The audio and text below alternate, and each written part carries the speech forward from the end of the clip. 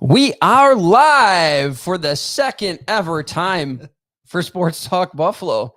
The cool thing is I actually have a co-host with me this time. As you all know, he's been in many videos of mine over the course of the past however many years I've been doing this. This is Mark, or better known as, here it is, NC Sportscast on Twitter. Make sure you guys go follow us. Our stuff is in the bottom there.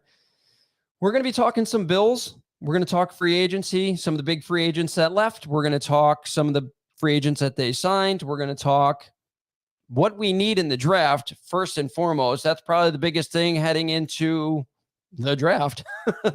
And then we're also going to talk the University of Buffalo men's basketball team. They hired their 15th head coach in school history. And I think we're actually going to kick it off with that. But first, we have to talk about, why do you think the University at Buffalo fired Jim Weitzel, even though he had a relatively decent resume at Buffalo? His coaching record was pretty good. Why do you think that they fired Jim Weitzel? He didn't meet expectations. I mean, the writing was on the wall, don't you think? Yes. I honestly felt like it was time. I would think that a lot of people in the UB community felt that it was time probably last year. And to your point, you actually told me, like, they're going to give him one more shot at this. I really thought with one more year left on his contract, that they were going to let him play out the rest of his contract and just see where it went. However, I think they saw enough. If you look, you guys are looking at it right now. If you look, first and foremost, you look at Loyola Chicago. He had one 20-win season in, I think it's 9 years at Loyola Chicago. Never finished higher than third in the Horizon League. And I understand why they hired Jim Weitzel. They tried to keep continuity. They wanted to keep their big stars here, their big recruits here in Buffalo. And they did accomplish that. And they did accomplish that. However, he did exactly what he did at Chicago Loyola and completely underwhelmed. They finished no better than second in the Mid-American Conference, and that was the year that they went to the NIT.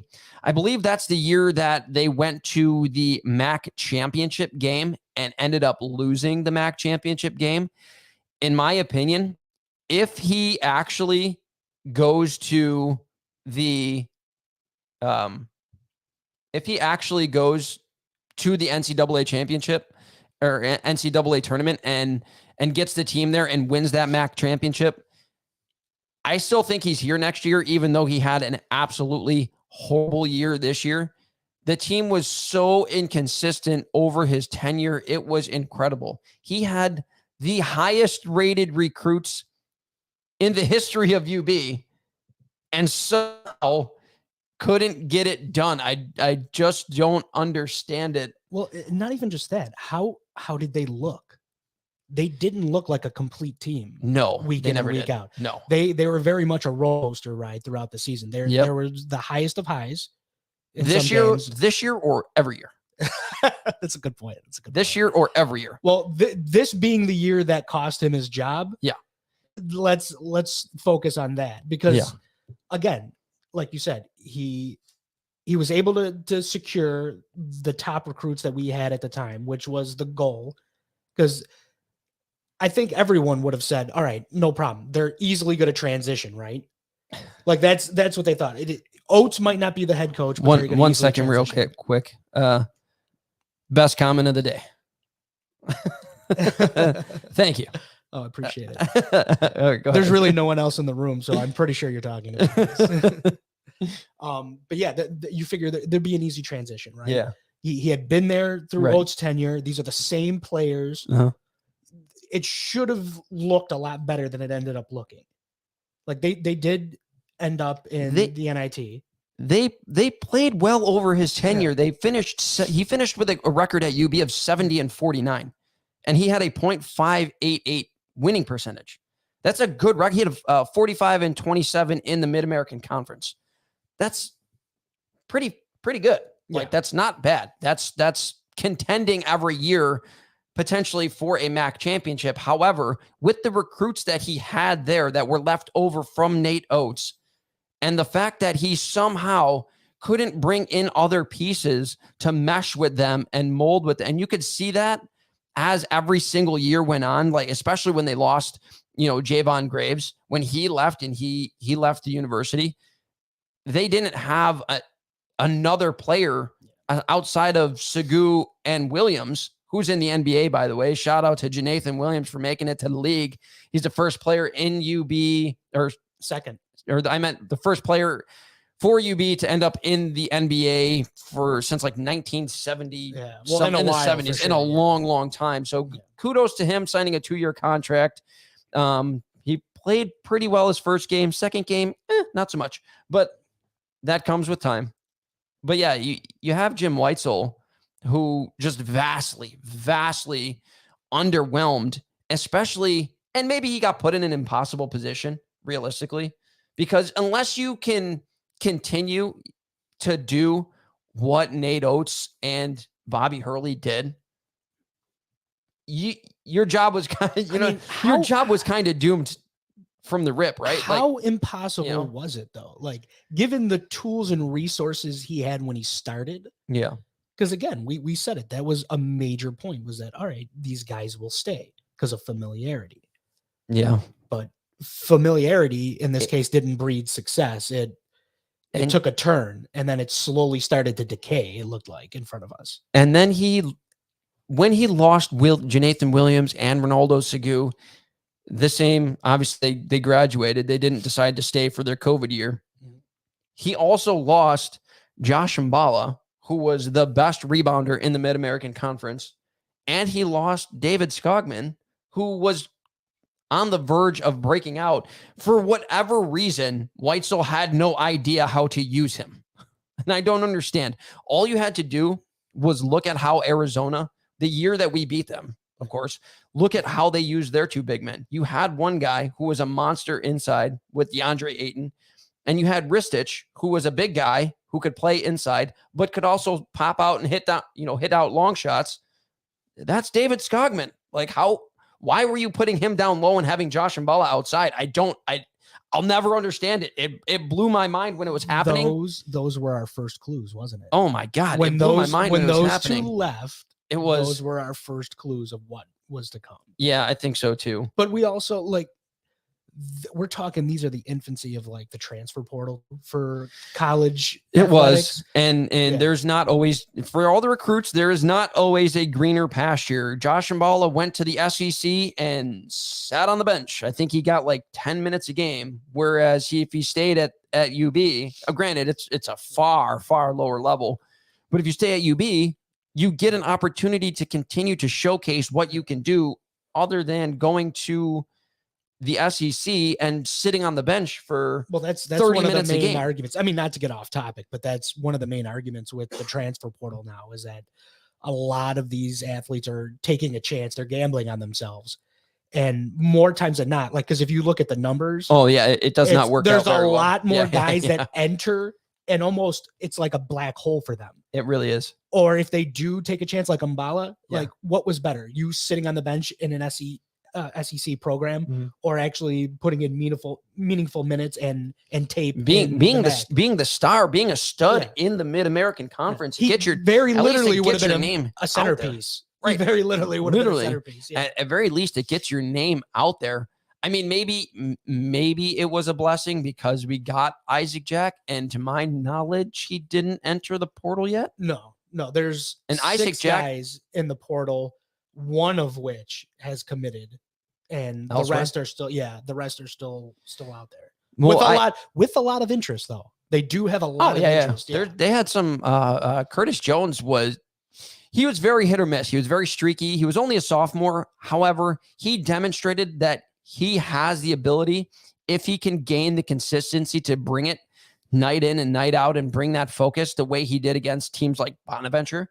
I was at the Bonaventure game, and I was there with my brother-in-law, and I was telling him, look, we're going to watch them play against Bonaventure.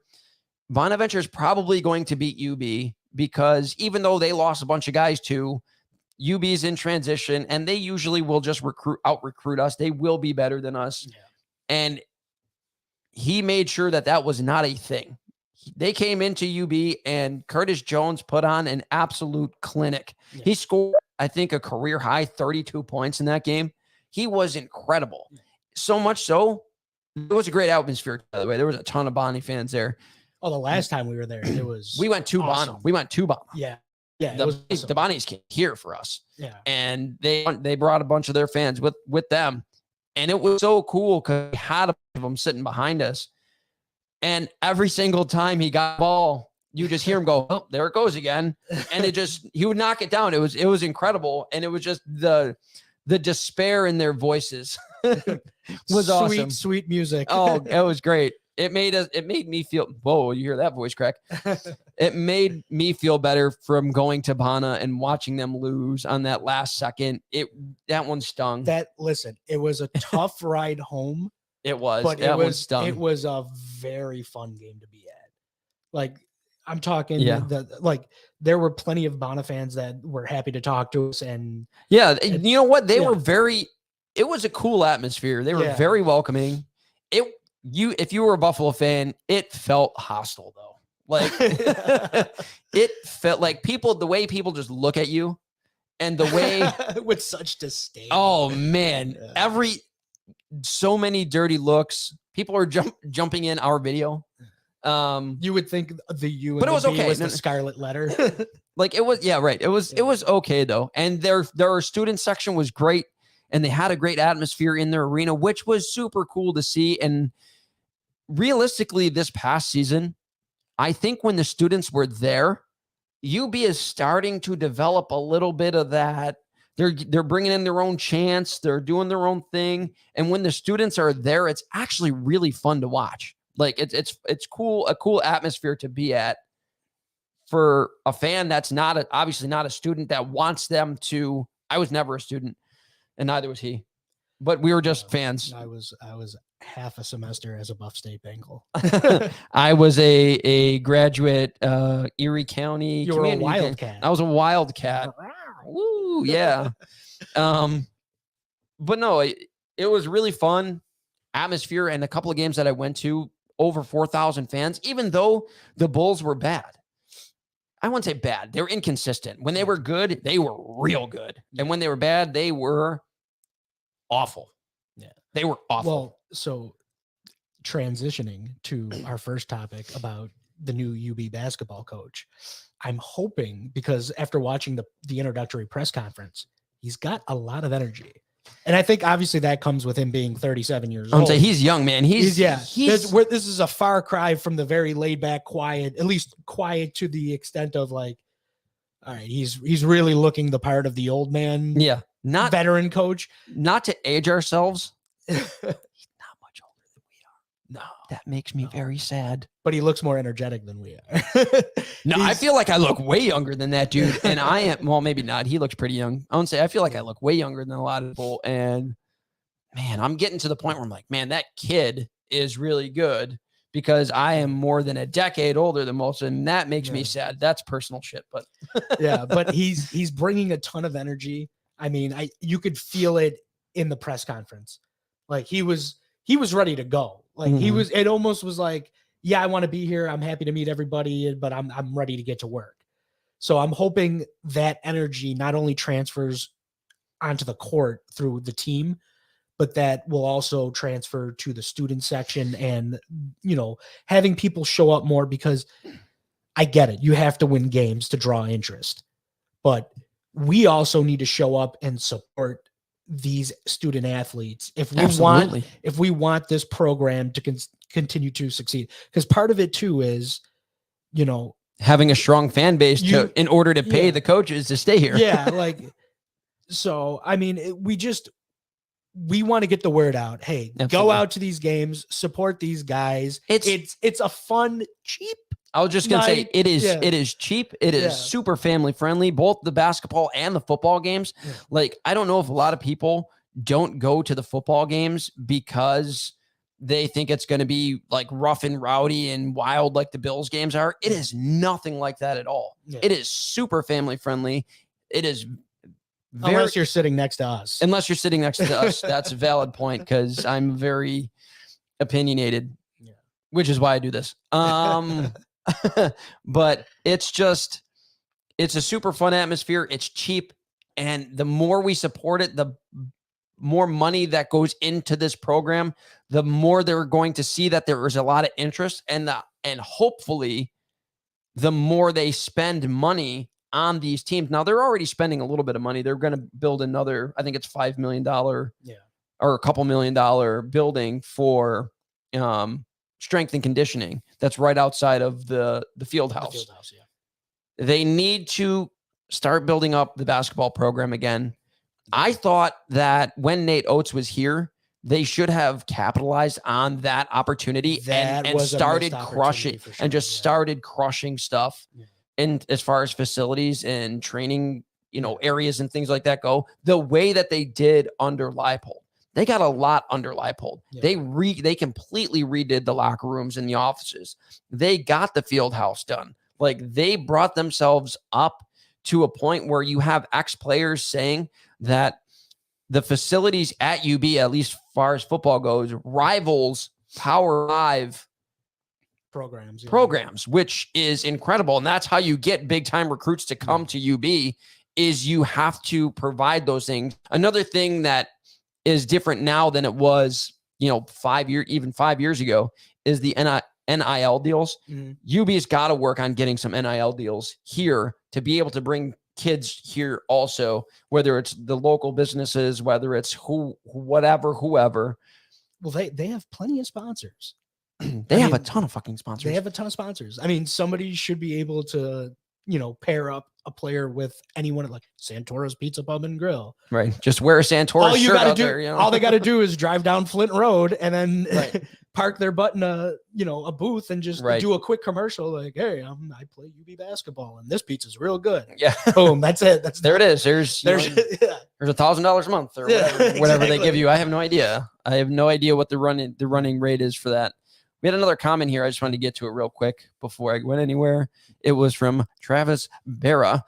From an outsider's perspective, people are probably thinking, why the hell would you fire a coach after going 500 on the season in the MAC? However, as he states, we all know how it really was too much inconsistency. That was the major tipping point in Weitzel. I think that was a major staple in the entire tenure of Jim Weitzel, which is why they had to move on. And apparently I say his name wrong. So why don't you say his name so that we say it right? So the new guy on the block is George Halkovich. And he is 37 years old. 37 years old, native of Pottsville, PA. He is the 15th head coach in the history of the program. Yeah. And he played guard at a D3 college, Babson Beavers, from 04 to 08. Babson Beavers. He's got a master's degree in business administration from Villanova in 2012. And then he just stayed at Villanova for and then he stayed there for about 15 years, working his way up the ladder. He actually started in Villanova in 2008 as a graduate assistant. And then obviously he kind of like worked his way all the way up through, including video coordinator, director of basketball operations. He got made into the assistant coach of Villanova in 2017. And after Wright retired in 2022, Kyle Neptune actually kept him on staff. And from what I was reading, they actually came up through the program together and built their careers kind of together. So I guess it's not really a surprise that he kept him on his staff when he was given that opportunity. Plus, it doesn't hurt to have, Jay Wright as a name on your resume. Hall of Fame, Villanova coach. As if you're going to learn from somebody, that's probably as good as you can. I'm going to say a lot of people. I've seen some people say that UB kind of fell ass backwards into what could potentially be a very good coach. I'll fall ass backwards into any good situation. I don't care how it looks. I just meant like after they had so many coaches say no. Reportedly say no. We don't know how true that is. UB is coming out and saying they only offered the job, I guess, to one other coach who said no.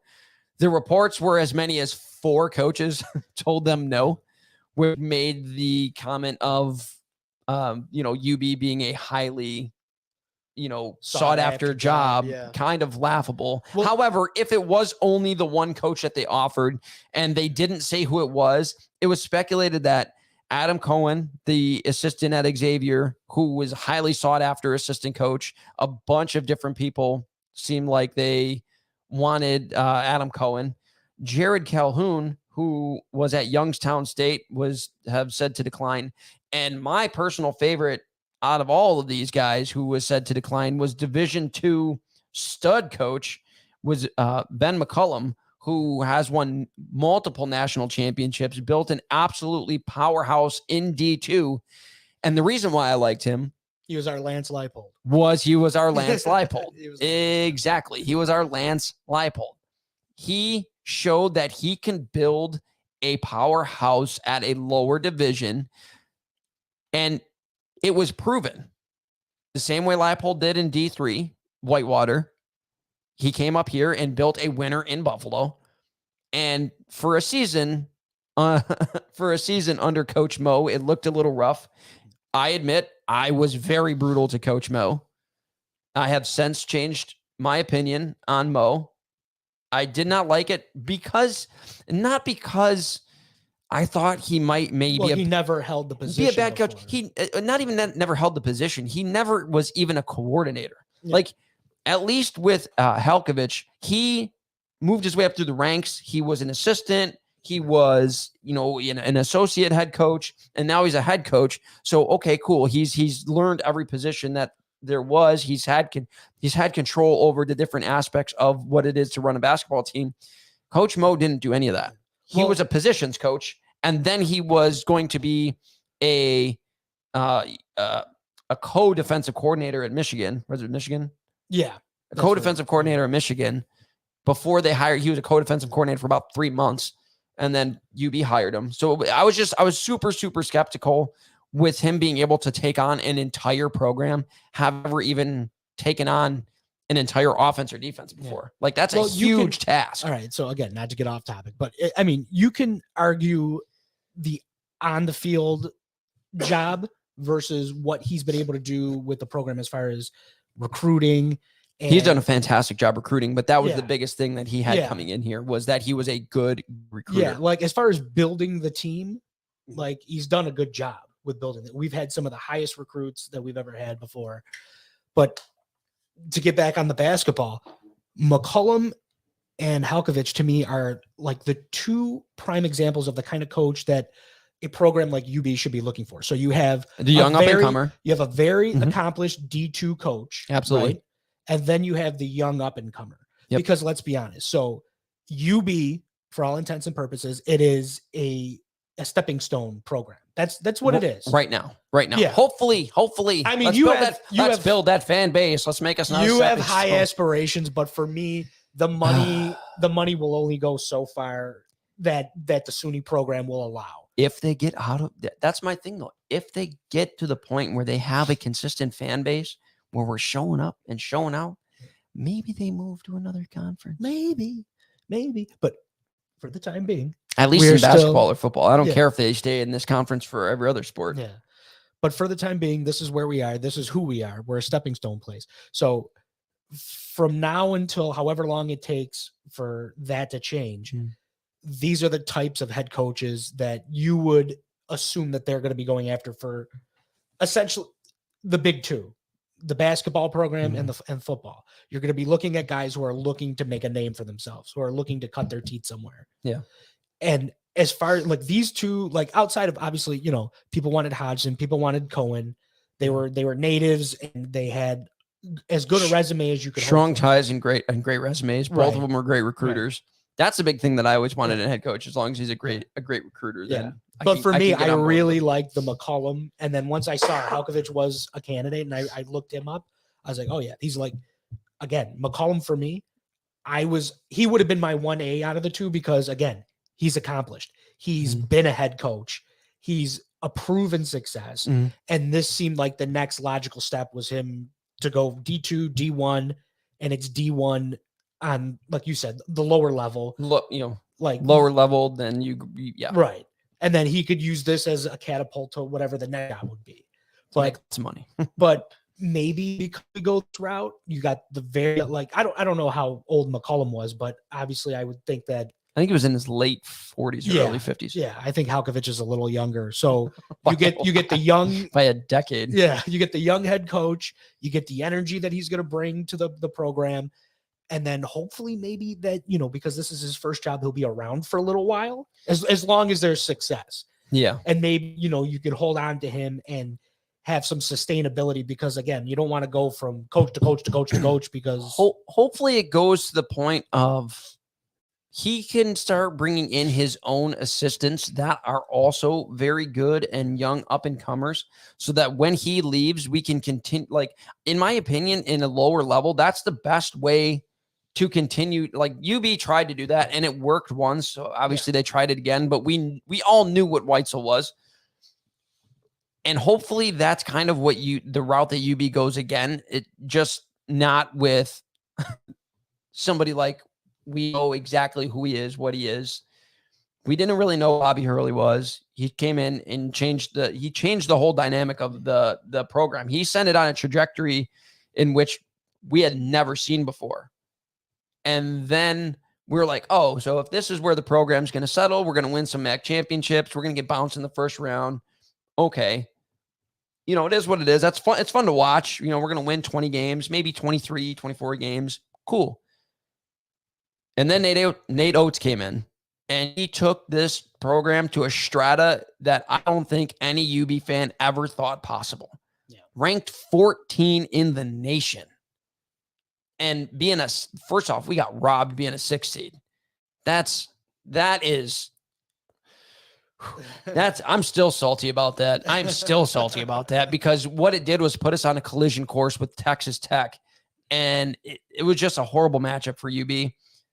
And Texas Tech ended up going on to being the runners-up in the entire tournament. Like, UB could have easily been a Sweet 16 or even an Elite 8 team. Like, they were good. They were really good.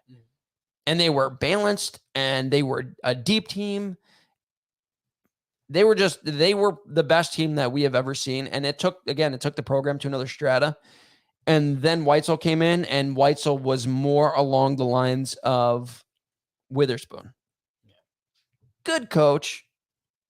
A good coach on a great day. A lot to be desired. Yeah. Like a good coach on a great day.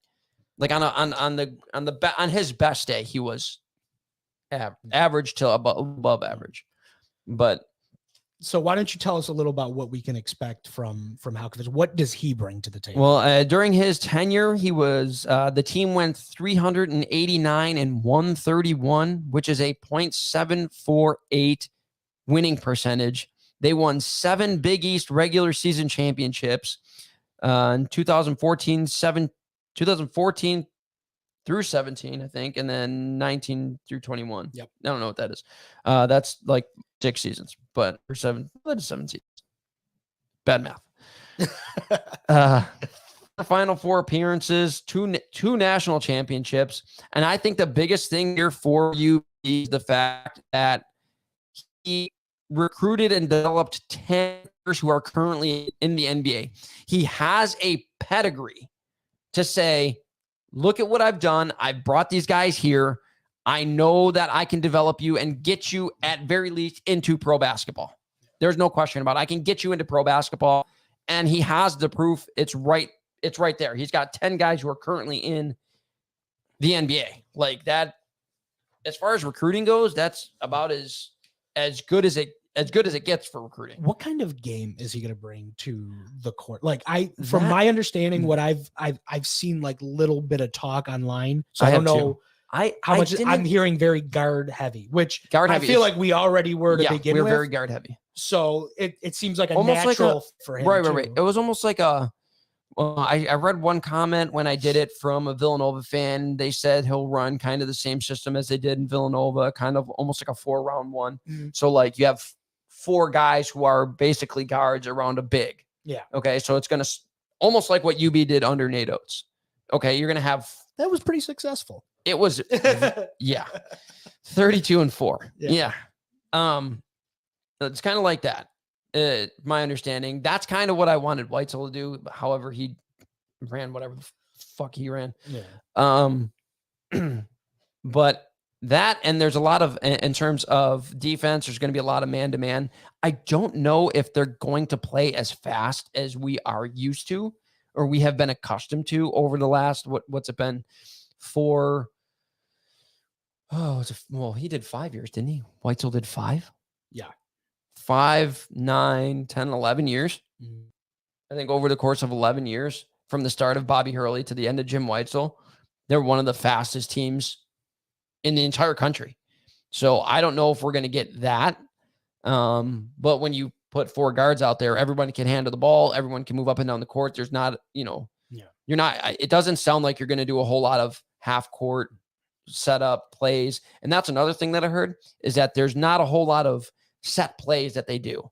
It's more of, these are the principles that we have. Go out there and make some plays. Yeah. And let your guys play free and let them play loose and let their talent shine. And that's been something I've heard you say numerous times when we've been watching UB basketball games, is that you're like, these guys just don't look like they're loose out there. And loose being like, they're just playing within their game. Yeah. It's a very rigid looking style where it's like, you got to be here, you got to be there. Mm-hmm. And it doesn't look, right. I would say that was one of the problems. That's something I brought up to you, was that you had all this talent and it never seemed like Weitzel got the most out of him. No, because it didn't make sense. Yeah, it didn't make any sense that, I don't know why there was such a drop off, and you still had so many. You had Williams, you had Segu, you still had who else was there? You still had Skogman, yeah. You still had Josh Mballa, like you had all these guys. You still, for 2 years, he had Javon Graves. Yeah, it shouldn't have looked as night and day as it did. Right. So it begs to ask, what was it? Was it? I just think his overall coaching style is just, he's sloppy. Yeah. I think that it has to be. I'm not in the practices. I don't know, but I think it just had to be sloppy. And I don't think that somebody like George Halkovich is going to be sloppy. I think he's going to be more in the ilk of a Nate Oates. And I'm not going to say he's going to be as successful as, because Nate Oates was already actually set up with a very good program to inherit. A lot of guys left and needed some recruits, but he was a very good evaluator. It seemed like he was a very good evaluator of talent. Yeah. And the guys on his staff were very good evaluators of talent. But unlocking that talent and developing that talent. He unlocked it and put it in the best position to be successful. Yeah. That is why Nate Oates was a good coach. He got every ounce out of his guys that he possibly could.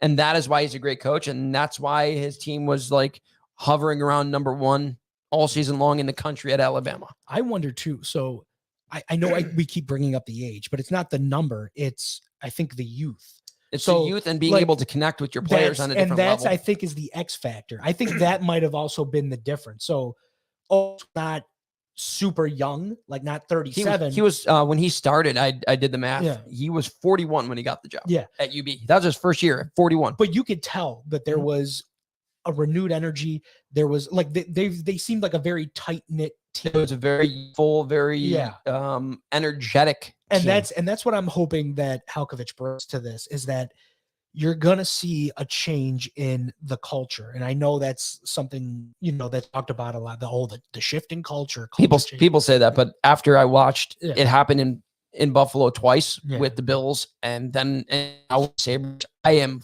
fully a culture guy.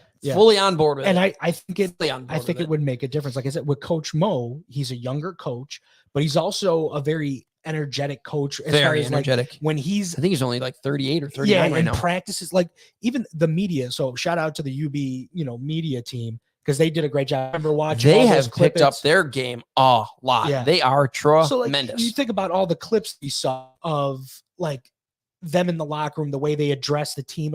So what was it? What was the game that they had from behind? I think they had that last minute field goal.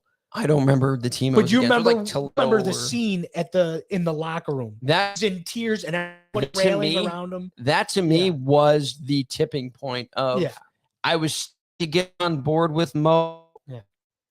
because I'm starting to see kind of what he was getting at. You could tell they were buying and they believed. And then when you see in the locker room, I was like, the fucking players have been, why shouldn't I? Right. And that's what I'm hoping for with this new coach, is that there's moments like that where he's going to rally these guys. Like, there's obviously be growing pains, no doubt.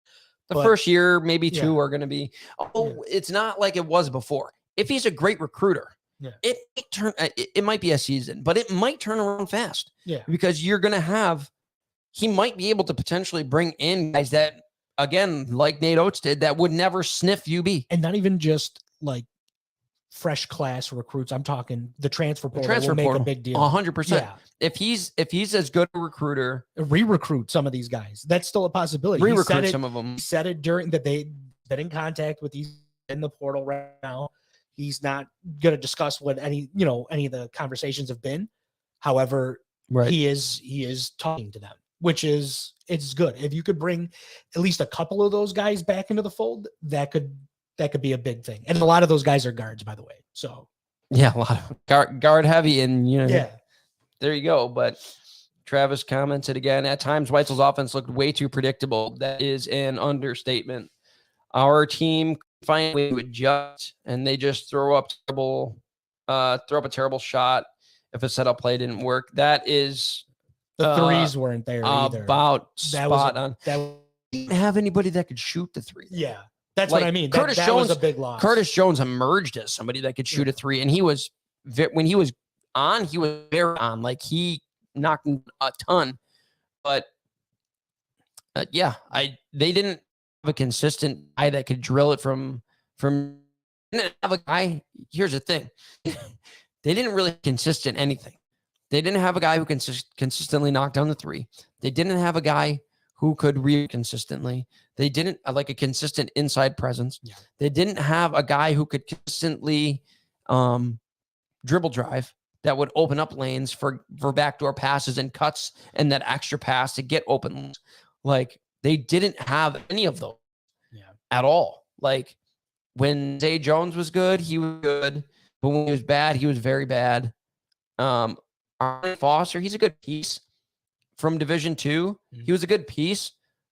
He was not capable of, I think I expected more. He wasn't going to take over. We were right. I expected more from him than what we got. I think we got like 9 points a game and, good passer. And then, I mean, realistically, like I said, somebody who was tremendous for me was Isaac Jack. And I think that if he stays at UB and they find a way to use him, and I told you this before, he was who Brock Bertram was supposed to be when Nate Oates brought him in. Brock Bertram was supposed to be the big down low, like the 4-round one, who would bang bodies down low and rebound well. And when the guys would dribble drive, he would get in a good position to accept the pass and be able to put up an easy shot. Yeah. Isaac Jack was a hockey player, so he's got good hands already. He's got good feet. He's got good movement already. He can run up and down the court. Defensively, I thought he was very good. He's usually good at not taking fouls. And he's only been playing for 5 years. Like, that's the cool part, is he's got a ton of room to grow. And if by chance he develops even a little bit of an outside shot, that kid is going to be a stud. He is 6'11". That's one of the good things right now, is that he hasn't entered the pool. He's still very I hope he stays. He's still very much in the mix, and given the kind of game that we expect, he'll be an integral part, especially because he's already got a year under his belt. So he's already got his feet wet, and then hopefully he, like you said, assuming that they don't find somebody in the portal to kind of be a bridge between, him. I don't think so, because he's going to be a sophomore, and if he's going to stay, I think he's going to have a prominent role. I think he might be the big if he stays. Unless they can find somebody that's way better in the portal. I don't think you're bringing in anybody that's probably going to be able to do what he eventually started to be able to do when he was given the opportunity as the season went on. He was tremendous. I thought he was tremendous all season. Like, when he was starting to get that opportunity over like Janavius Smith. Yeah. Like, Smith was good at what he did. He was kind of like a Montrell McRae. But yeah, that's kind of, again, it was just, he was, a very, very good player with not a ton of experience. And I think he's got a truckload of room to get better and under somebody who is a developer of talent. You're talking about a guy who's already got NBA size. Yeah. He's probably already, I don't know if he's got NBA feet. He doesn't have an NBA shot. But he could develop it. Yeah. You know what I mean? Over the next couple of years. Yeah. And kid's got ice in his veins. He knocks down shots more like a guard, not like a big. Mm-hmm. You know what I mean? So, or he knocks down free throws more like a guard, not like a big. I would never mind him being at the free throw line. You know, I just like him as a player a lot, and I hope he stays, and I hope they can continue to develop him. Because like I said, Brock Bertram, when they brought him in, he was one of the highest recruits ever to come to UB. And I don't think a lot of people know that, is he was a high 3-star recruit. He was like an 86 overall. I think he was like the 4th. He might still be like the 4th highest recruit ever to come to UB. It just never panned out. Yeah. Because he kept getting injured. He was a little too husky, couldn't slim down. Isaac Jack is that. It is that he comes with that body size and that body style, more so to play an up and down kind of game in football. So I like that. What did the other coaches have to say that he worked for under, Wright and so Jay Wright and Kyle Neptune was quoted as saying, George is one of the best coaches we've ever had at Villanova. He has recruited, developed, and mentored our players with passion. George is a great leader and basketball mind. We'll miss him and Lizzie, his wife, who's pregnant, by the way. Congratulations, their first kid on the way. The University at Buffalo is getting a creative, committed head basketball coach, which, I mean, if he's learned under Jay Wright, none of that sounds, crazy. Right. That seems about on par for, especially he stayed on after Wright retired. Like that's how much the next guy thought. These are you got to think about it. Like I said, Kyle Neptune came and speaking of the next guy, he's got a quote here too as well. Right. Kyle Neptune came up with Halkovich. So like I said, it's no surprise that they're both guys that worked under Wright. So it's you know what I mean? Like their philosophies are going to be very much the same. So kind of whatever you saw Villanova doing last year, if you want to know what is going to be Buffalo's kind of the blueprint, go back and watch some highlights or some games of Villanova from last year. And that's probably what we can expect to a smaller extent, but to an extent with Halkovich. Yeah. So here's what Neptune said. George and I both came to Villanova in 2008. And we have grown up together in this business. As a coach, he is an outstanding tactician and superb recruiter whose efforts were instrumental in the program's success. On a personal level, he's a great friend, a brother who will be an amazing head coach at UB. We are thrilled for George and Lizzie as they begin this new chapter of their lives. So, again, to me, outstanding tactician, that sounds like everything I need my head coach to be right now. Right. That's what I long for in a head coach, is for him to. Another thing that I heard too is that he sets guys up for success, not just at the program, but in the future. So like he builds bridges. He helps guys build bridges and relationships after they get out of UB. So whether it's they transfer to a big Power 5 that gives them another opportunity, or whether they go to the NBA, or whether they go to another professional league, he helps help those guys build relationships also, which is a huge when it comes to recruiting and be able to get guys to go further. If you look at the last few years, the amount of talent that's left UB and has gone on, and it not just NBA, down success in a lot of the European leagues, and tons of guys in European leagues. Yeah, everything. They're some of the top players in those leagues. Yeah, and it's Nick Perkins was a monster in China, Yeah. and I don't know where he is right. I think he's Greece maybe right now, but he's one of the best players. I think he averages well over 20 points a game. Not to mention how awesome it is to watch the TBT. Oh my God, it's so much fun. See those guys get back together. Oh, it's so much fun. It's so much fun. And they won the championship. They're dominant. They're so good.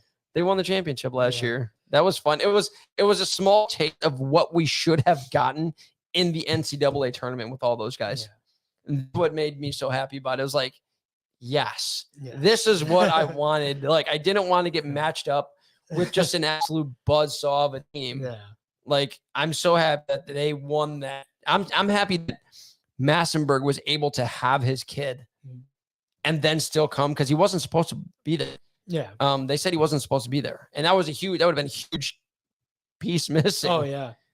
And he was able to, his wife was able to have the kid. And he was able to go to the TBT, and then they won it all. Like, he went home with like a cool $80,000. Like, Yeah. man, it doesn't get like It's a hell of a birthday gift for the kid. a hell of a summer. Like, how much better? So we have 3 quotes here. So we had one from the mentor, one from the equal, so his peer. His peer. Next one we have is from one of the players, and this player is currently in the NBA. Jalen Brunson with the New York Knicks. Coach G is a great leader in basketball mind. He's more than prepared to lead UB and represent New York. At Villanova, he had constant dialogue with his players and was always focused on doing what it took to help me become the best player I could possibly be every single day. I have great confidence that he will thrive as the head coach at UB. So again, this brings us back to what we talked about before, right? Was that connection with the players. Yeah. And this is as good as an endorsement as you can get from an NBA player. From a guy who's currently playing in the NBA. Yeah. Like, who credits him with him being able, there. Yeah, right. Yeah. And like, again, you can't get any better on your resume to saying like, I can get you where you want to be, as saying like, I've gotten 10 guys to where they want to be, like to the NBA. It's been incredible. And it's cool to, the more I talk about him now, like I was skeptical about Halkovich. I'm always skeptical about new coaches just because I don't want to set myself up for a huge fall. Cautiously optimistic. Yeah, there we go. But now I'm starting to get cautiously optimistic, and hopefully I'm excited to see who he brings in as assistants. I'm excited to look at their pedigrees. I'm excited to see who he looks for in the transfer portal and see how he builds his team and what type of players he's bringing in and how highly they're recruited or, touted and things like that. I'm very excited for that. Awesome. So I don't have a good transition. Speaking of being optimistic, let's talk about the Buffalo Bills offseason.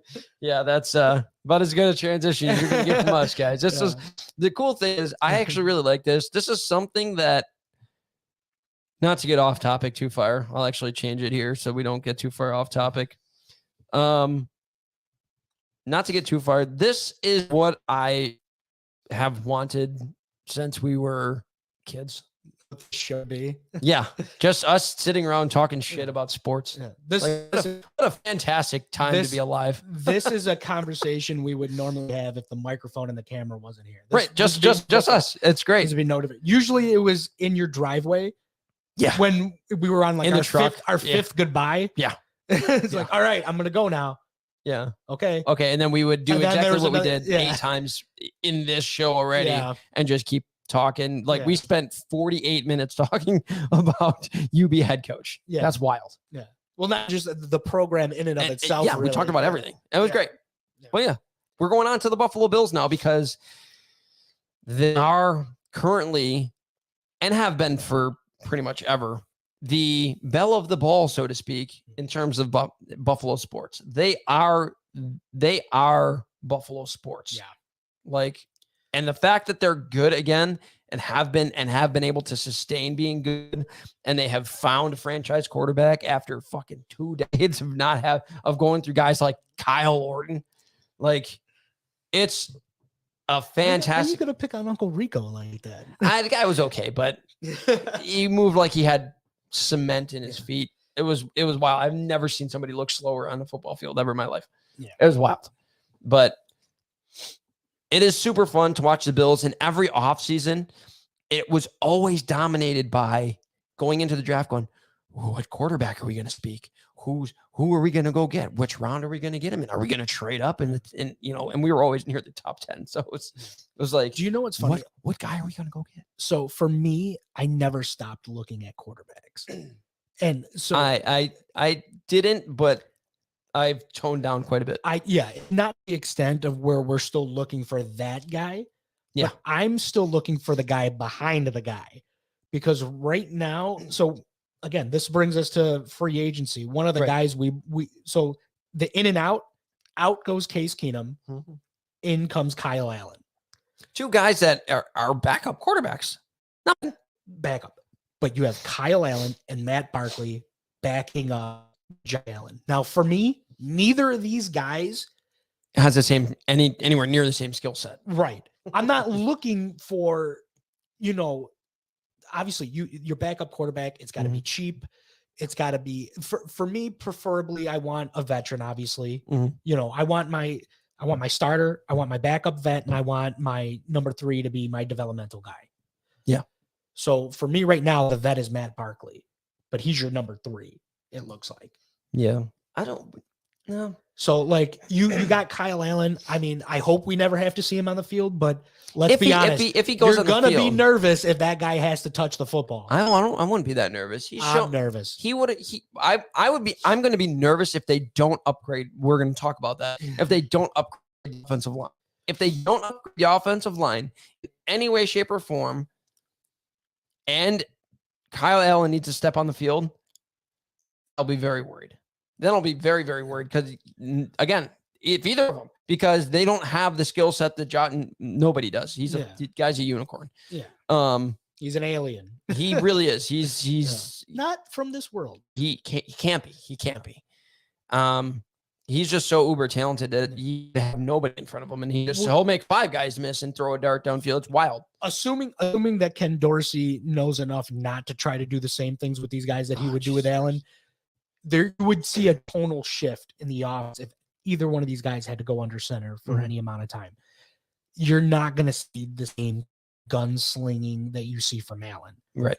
And for me, that's to your point about the offensive line, that you want to upgrade the offensive line, not just to suit, your starters' needs, but the backup, because God forbid he's got to. I'm going to tell you right now why they will throw the ball, obviously, because it is the NFL. It's a throwing league. It's a passing league. I would not be surprised if they focus more in the short, intermediate run, those passes, the run game, more methodical. Have to. But even still, that's still what people want Allen to do too. They want him to be more methodical because he's at taking times. At times he takes these shots down the field, and while it's exciting, it does lead to very short possessions.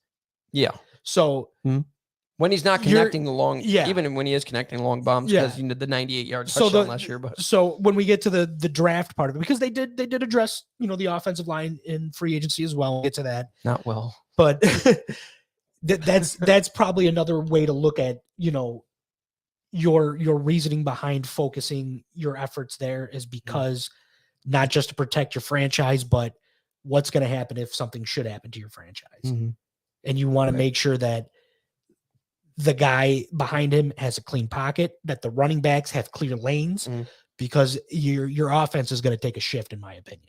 It's not going to be I don't think it's going to be the 85-15 pass to run. Yeah. I think you're going to see an uptick, at least 10%.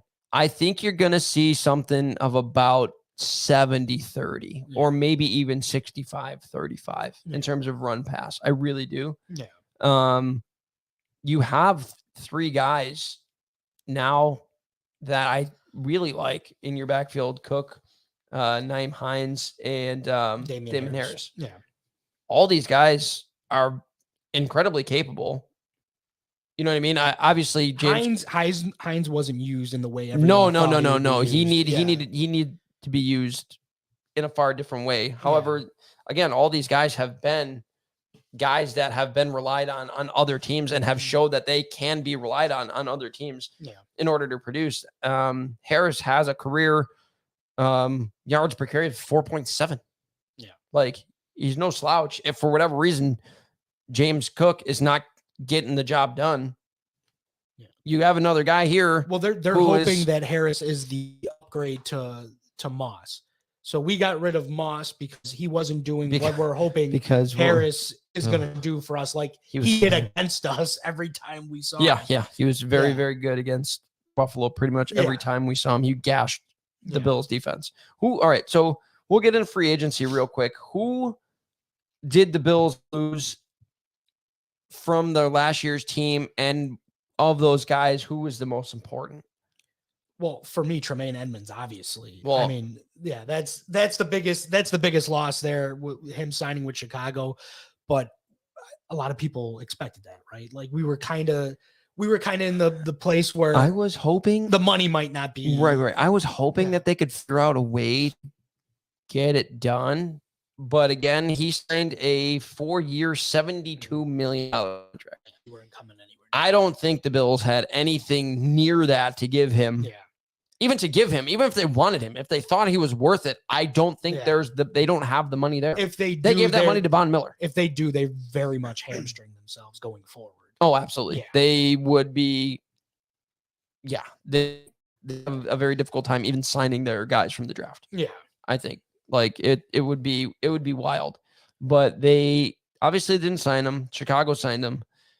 That leaves a pretty big hole in the defense. If you ask me, now I'm hit or miss on Tremaine Edmonds. I can understand why people were out on him. Yeah. He didn't get off his blocks very well, and at times you would watch the replay and you'd say, "Where the fuck are you going?"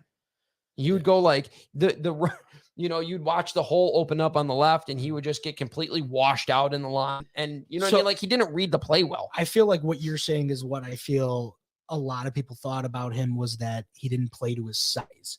No, 6'5". Yeah. 6'5". By the way, I seen him when I went to a comedy show. Yeah. He is a mammoth human being. Yeah. He's I'm 5'10". Yeah. Bro. I was like, I've seen 6'5". He was a different kind of 6'5". He was huge. I can't remember. He was so freaking tall. Yeah. And like, he was thick. Well, what was that one play? I mean, I'm terrible with remembering games, but I remember moments from games. Yeah, me too. And I think one of the moments that's why we're friends. I think one of the moments that stuck out with a lot of people was that one run that came up the middle where he got just leveled by the running back. Yeah. Like he was in the right position, but he got put on his ass. Yeah. That happened. And you're looking at him and you're going, you're 6'5" and 250 pounds, man. Yeah. Like you're a big dude that shouldn't happen. Like, I know there's running backs who are obviously they're built like fucking bowling balls. Yeah. They're built like a goddamn cannonball coming at you. Yeah. But again, if you're the middle linebacker and you're 6'5" and you're that big, there's no way. There's no way that you should be getting run over almost ever. Like if you get shook, sure. If you get shook, sure. But it's here you go. We had a gentleman, Eric Hill, come in and say he wasn't worth $18 million a year. He's good, but he's not a game breaker. When talking about Tremaine Edmonds, that is very true. That is probably about what I think everyone thinks. Yeah. Like if they could have got him on a decent deal, I think everyone would have kept him here. He's still super young. What was he, 24? Yeah. Well, that was, and he had 5 years.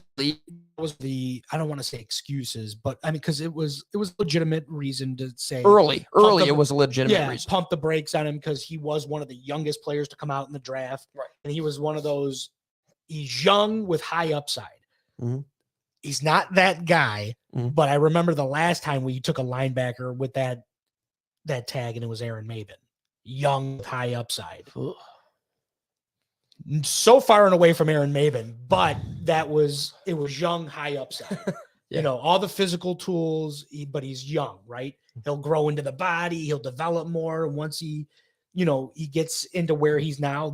So again, I'm going to be watching Chicago to see how he looks. You know what? I thought last season, Tremaine, well, it's contract year, of course he probably was, but he played more physical than I have ever seen him, than I'd seen him play the previous 4 years. Mm-hmm. He was flying around and absolutely smoking people on the boundaries. Again, there was one play that I remember watching. I don't remember if it was a pass or just like a toss to the outside, but I remember him absolutely destroying his man and being incredibly surprised. Like, I've never seen him hit somebody so hard. And I was pleasantly surprised. I'm like, if he plays like that all the time, he'll be worth the $18 million a year. Like you said, it might be the contract year. He's got plenty of incentive. Yep. But it also, that might have been the I get it year. You know what I mean? So that's why it's going to be very interesting to see how he does in Chicago. Because, I mean, it's a very similar environment to Buffalo. You know what I mean? Right. So it's going to be very interesting to see how that plays out. You know, he does great. But out of the list of players that we lost in free agency, he's definitely the one that stands out the most. He's easily the biggest because loss. Nobody else here. We got Case Devin Singletary to Houston, Isaiah McKenzie to Indianapolis, New York, the Giants, John. None of these guys, like they're all replaceable. Easily replaceable. Yeah. It's like not replaceable because everybody's replaceable, but easily replaceable. So who did we replace them with? Well, I mean, we did add some players, obviously. Free agency, we added Kyle Allen, who we already talked about, Damon Harris, who we already talked about, Dante Hardy, and Deontay, sorry. Yeah, Deontay. I'm bad at pronouncing names, so I got you. No worries. This guy will get me here. You want to know what's weird? I can pronounce hockey names like nobody's business, but when it comes to like just regular American names, I have a hard time, man. It's probably because you assume that they have to sound more difficult than they are, because you're used to pronouncing these like European names that are like Shesterkin. Yeah, I can pronounce that like nobody's business. Yeah. That's easy. It's also like if you're looking at them, they don't look. A lot of these names don't look like they should be pronounced. Samsonov. Yeah, like, dude, it's wild. Rasmussen. Yeah, look at his last name, like Rasmussen. People call him like right. I don't know. But we got Isaiah McKenzie. The replacements are Deontay Hardy. Trent Sherfield. Yeah, Sherfield. And so Deontay Hardy for me, he's the tiniest one of the bunch. Like 5'6", I thought, right? 5'8", they're saying, but let's be honest, a lot of these are generous with these measurables. I don't know, man. I didn't see 5'8" when I watched him. They said 5'8". So either way, he's closer to our size than he is anything else. I'm bigger than he is. Yeah, taller. Well, he's probably more around my size. He's a little bit more jacked than I am. I would surprise. Definitely. Sorry. Okay. So Deontay Hardy, for like, if you look, and we'll get to the draft. If you look at the draft, a lot of the higher end players are more on the smaller side for wide receivers. I know that too. I'm wondering, this makes me curious if Deontay Hardy was going to take a chance on him instead of getting like, I'm wondering, like me, instead of a high first round, guy who's 5'8", 170 or whatever it is. Right. So like they don't go with a Tank Dell, if they don't go with a Zay Flowers, right? That they went, we're going to address it here with a guy that's already been in the league and we can get him for cheap because, he's coming off the injury and he'll be cheaper than a first round pick. Right. So I'm wondering if they went, there's a lot of these smaller guys that are, at the top end of the wide receiver pool. We'll just get this guy. And then we might look at someone, we might address average. Right. We might address a different position. Yeah. And there's a guy that that's been catching fire lately that I think would be an improvement over somebody we have. And we'll get to that later. So, and then we got Trent Sherfield. Sherfield is the butt punt. He was the butt behind the butt punt. Yeah, he was the guy who got it punted into his butt. Yes, but his butt isn't the only thing he's famous for. He's definitely got some skills that he's going to bring to the table. So let me ask you, do either of these signings, Hardy or Sherfield, make you think that there's less of a place for Shakir in the lineup? No. So no. So if I look at Deontay Hardy, at least Deontay Hardy, he's going to be the gadget guy. He's going to be the Isaiah McKenzie. He's going to be we'll use him, in a couple of wideout sets. But based on how he played, I think he's earned an opportunity. Shakir has earned an opportunity to maybe supplant Davis as number 2. I wouldn't go that far. I would say. Do you think he's got do you think he had an opportunity to do that, or do you think they're just gonna just say like, all right, well, Gabe Davis, realistically, I know a lot of people said he didn't have a strong season. Realistically, he did have a strong season. Like he had a lot of drops, 4 drops, and we're accustomed to him seeing, and that's because of the way he catches. In my opinion, he alligator arms the shit out of it, and I still don't understand how he catches the ball like that. But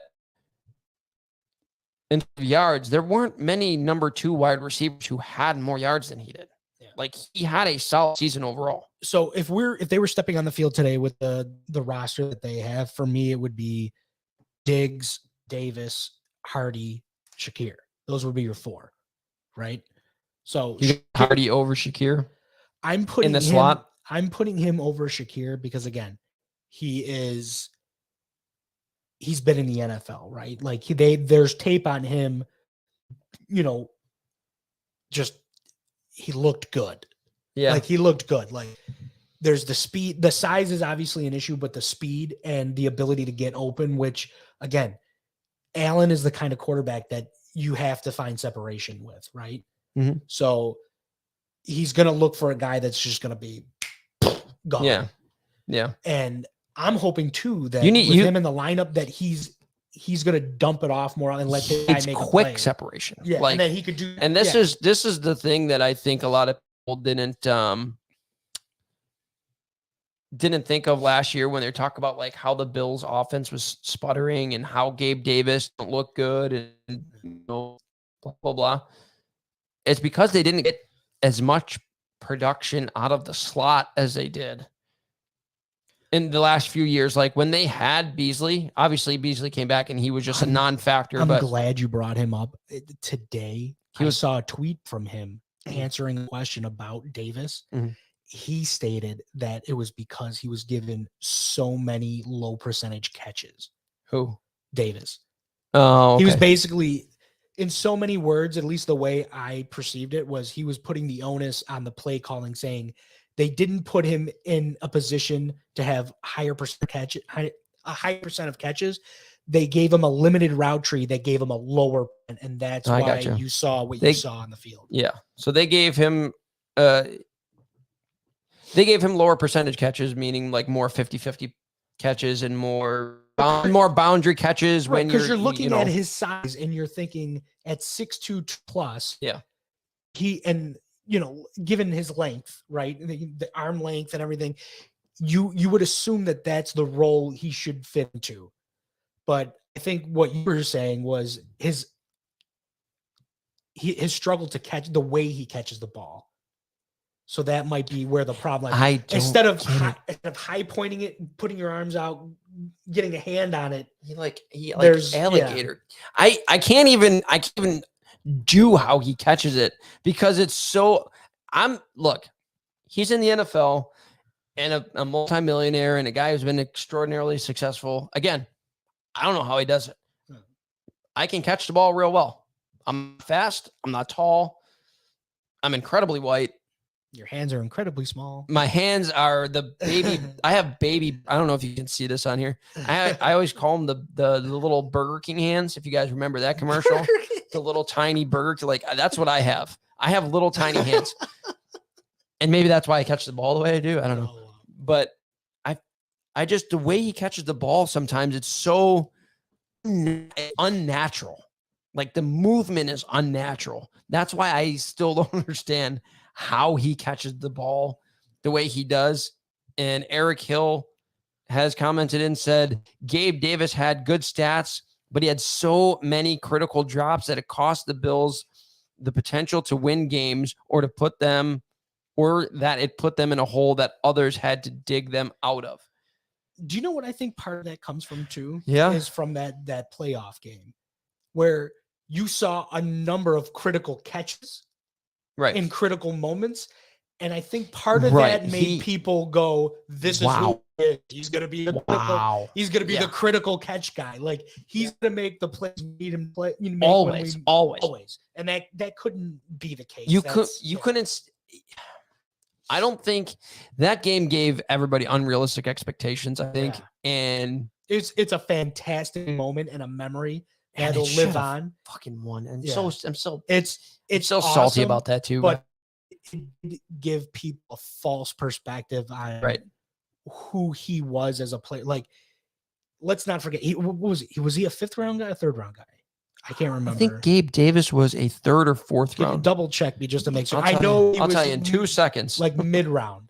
Yeah. So the expectation of, I think that's part of it too. Like, the expectation was already low on him, that game that he had.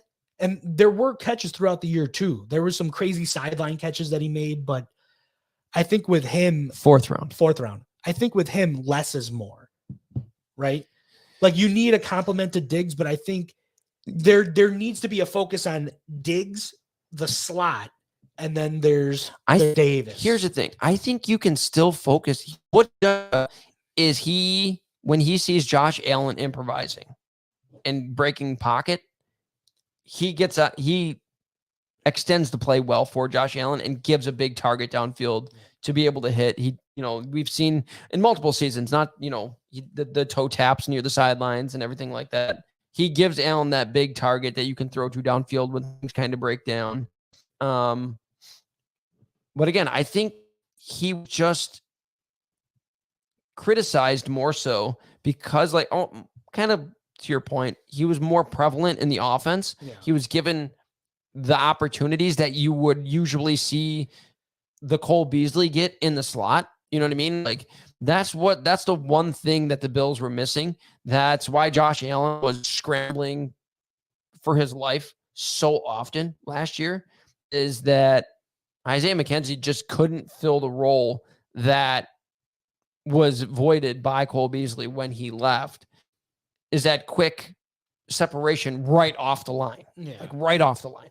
He would get 2-3 feet in his first move off the line, which is wild to me. I've never seen anything like it in my life.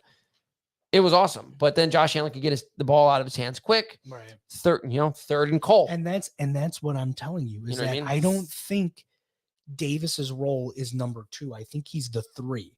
It's Diggs, who's ever in the slot, and then you have Davis. He's not the 2 to me. Like, Sanders was the number 2 when he was here. Emmanuel Sanders. Yeah. He was a true 2 to Diggs' 1. He was a true 2. To me, Davis is your 3, because he doesn't have that ability to separate like Diggs and someone from, someone in the slot that you're expecting like a Beasley to do. And to me, he's gonna. I feel like he should have more touchdowns. Like, he should be a high red zone threat for you. Oh, he should 100% be a red zone threat. Yeah. Here you go. Mr. Eric Hill likes your point about Davis needing to be the number 3. That is, well, apparently people, you are the football guy, so you at least one guy. You are the football guy, so you know guy. more than me. But I mean, yeah, that's a fair point. That's I guess we're kind of the same thing, but in a different way. Yeah. Like, I just don't think that they got the production out of the slot that we're used to seeing, which made it more prevalent when Gabe Davis didn't deliver how we were used to seeing deliver. And he caught the passes, or he got the ball thrown to him in maybe some more critical moments that maybe would have went into the slot, 2 years ago. Yeah. So that's kind of, to your point, made him more opportunities, almost made him lesser of a player. I don't know. That's kind of weird to say, but like, more critical of a player. And it showed his weaknesses maybe a little bit more than we've seen in the past. Yeah. So that's kind of all right. So let's get to the meat of the matter in free agency, which was the offensive line, which was a big need. And it was what a lot of Bills Mafia was focused in on going in, was we need to address the offensive line. I don't think we did well. So, all right. So I want to know, what are your thoughts? Because obviously the big signing was McGovern. So what are your thoughts on that? Well, if I looked up the right McGovern, apparently there's Dallas, not New York. I don't say, well, there's one that's for the Bills and then one for New York. The first time I looked him up, I was like, oh man, he's got a good PFF grade. Like, okay, I got it. And then I was like, wait a second, that's a different guy.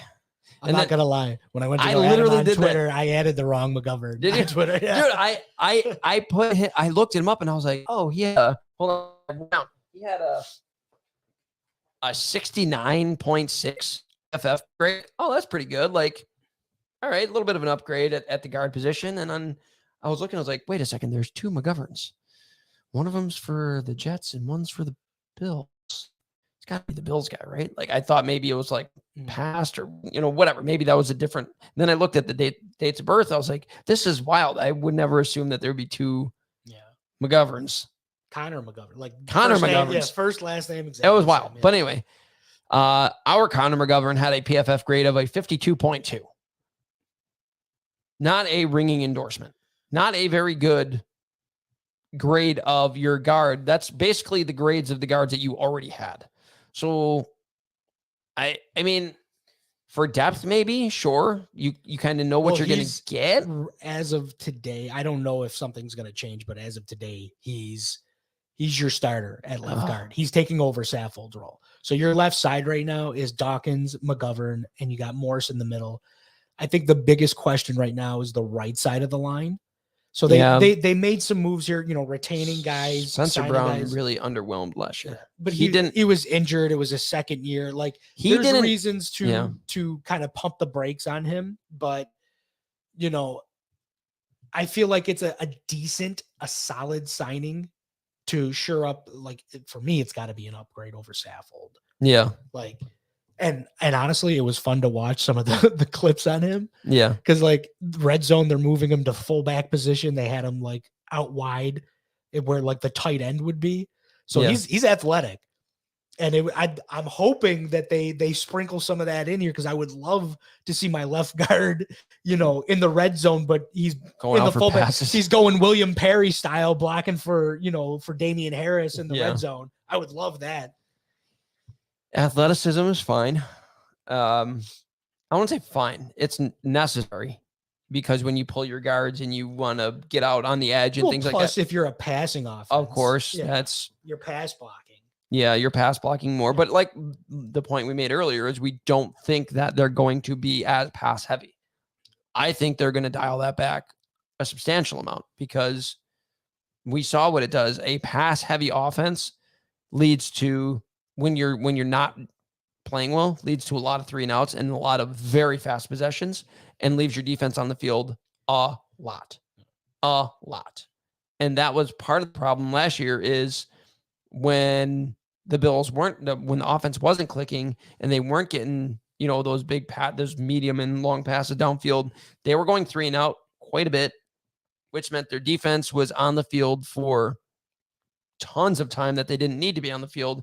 Whereas if you can run the ball halfway decent, more efficiently than they have the last couple of years, you're going to be able to control the ball a little bit more. You're going to be able to wear their defense down a little bit more, which then opens them up to being beat deep or draws guys down and opens things up behind them. Do you know how you disguise some of your offensive woes? Your offensive line woes? You throw your offensive guard out in the fucking slot? No, you get the ball out quick.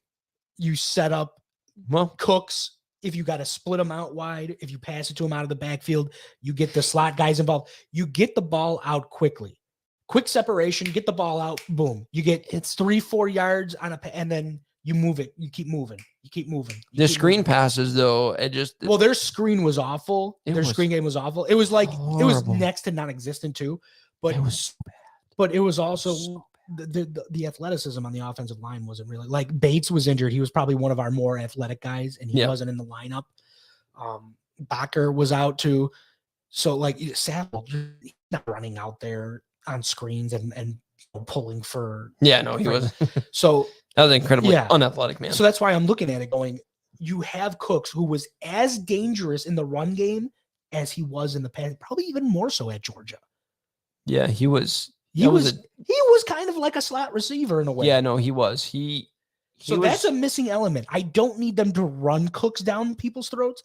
I need them to use him everywhere. You need them to utilize the talent to its fullest extent by putting them in position to use their skills. Do I want to see James Cook run the ball 30 times up the middle? No. Not ever. You know why? Because that's horrible. Like, what a terrible game plan that would be for anybody. He's not anywhere near I don't want to say capable, but he's not built for that. Yeah. Okay. But like you said, get him out wide, get him on the edge, screen passes, get the ball in his hands. He makes people miss. He's shifty. And he's got that second gear that we hadn't seen with Singletary and with Moss. When we drafted those guys, we're like, okay, they're a little bit slower. And you watch Devin Singletary run, you'd be like, this dude is slippery. Like, he makes short area. He would make a 3-yard loss into a 2-yard gain, and you might not go, wow, that's a great play. But in the scheme of things, that's a 5-yard net difference. That's a huge play. That's a great play. However, in the open field, he didn't have, he would get to the second level, and that was the last gear that he had. Like, he used all his gears to get to the second level. Yeah. And when he got there, he couldn't put in that 6th gear and start taking off from people. And that's what you've seen from James Cook on a couple different occasions. I thought he was underutilized also. I think he needed to be utilized more. I think somebody had made the point, which was interesting, was if you take a look at the games where he came on, it's almost like they gave up on him on the next game. It was wild. He had a breakout game, like not breakout in the sense it was like, oh my God, he went for 100 yards or this, but like he had a game where he was heavily utilized and you really saw him. You saw the potential of what it could be. And the next game was like, he's just sitting on the bench. Yeah.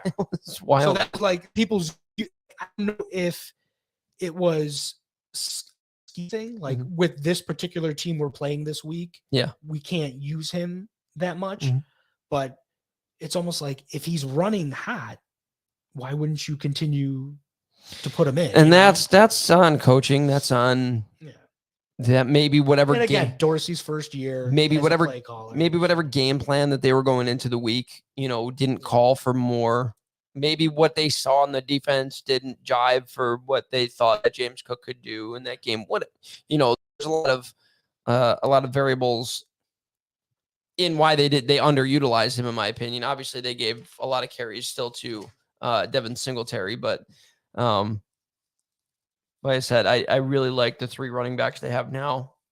2 guys who are very elusive in space, 1 guy who can and will run it straight through you to get to where he needs to go and is very good at it.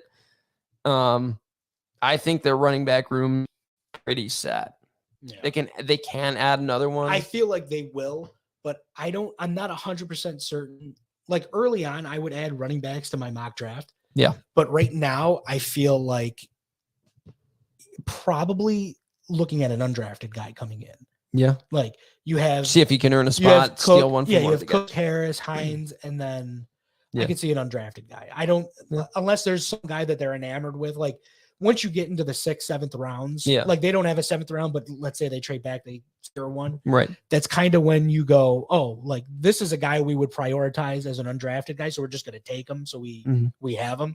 So I could that, but yeah, the running back room right now for me is set. Like we're good there. I think so. Running back room is set. I don't think the Bills are going to target a running back in any way, shape, or form. In my opinion, going into the draft, when I look at this team, and we talked a little bit about it before we started recording, I think a sleeper pick for the Bills is they need to go out and get another edge rusher. And I say that because we have somebody like Von Miller who is, in all intents and purposes, old. In the NFL, he's old. Yeah. He's 34 years old. He's coming off of a major knee injury. He's had 4 total in the same knee. Right. So he had 2 ACLs, an MCL, and then he had another sprain. I forget which one it was, but he had two grade 3 ACL tears. One was 2013. I don't know when it was a while ago. And then the one that he just suffered this past fall. So you've got a 30+ edge rusher. You have a middle 30s edge rusher who's, in all intents and purposes, he's going to be a Hall of Famer most likely, but he's 34. But he's at the bottom half of his career. Yeah. He's at the end. He's in his last handful of years. You've got first rounder Greg Rousseau, who hasn't completely burst onto the scene. And then Pretty you have, pedestrian, actually. yeah, and then you have just Yeah. guys. You've got Boogie That Basham. is probably the best way to say it. Yeah. Just guys. Yeah. Boogie You got Basham, who spot fillers. Boogie Basham, who I feel like a lot of people just have a sour taste in their mouth because it should have been Creed Humphrey for Bills Mafia. Yeah. Like that leaves a sour, especially, given the offensive line woes. Mhm. It was just another one of those things where you're like, you took him. So you got Boogie Bash, and then you got AJ Epinesa, another second round guy who hasn't really. A high second round guy who just made him lose a ton of weight. They did. Which I think actually ended up making him less effective. I understand. I don't know if it did or not, though. I understand the thought behind it was he'll get faster and he'll come off the edge quicker. Yeah, but I don't think it's really his first year. I thought, he didn't get off he didn't get to the quarterback a lot, but I thought in his opportunities he set the edge well in the run game. That's what I thought. I thought he set the edge well in the run game before he dropped a ton, like you said, a ton of weight. I thought he set the edge well and was able to make plays on the running back going to the outside. But our issue is getting to the quarterback.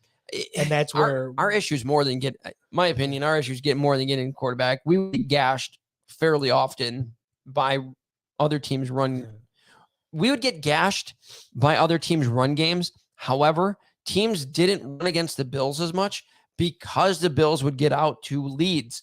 So we would have them get away from their run game.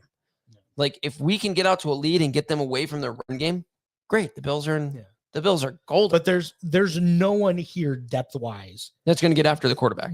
It doesn't inspire. There's no one outside of this name and Von Miller that got after the quarterback when he was out. Yeah, it doesn't inspire anything to make me go, oh, if Von Miller stayed out. Right. So Trey White, who's younger, had his first big knee injury in the NFL, didn't come back until Von Miller went back out.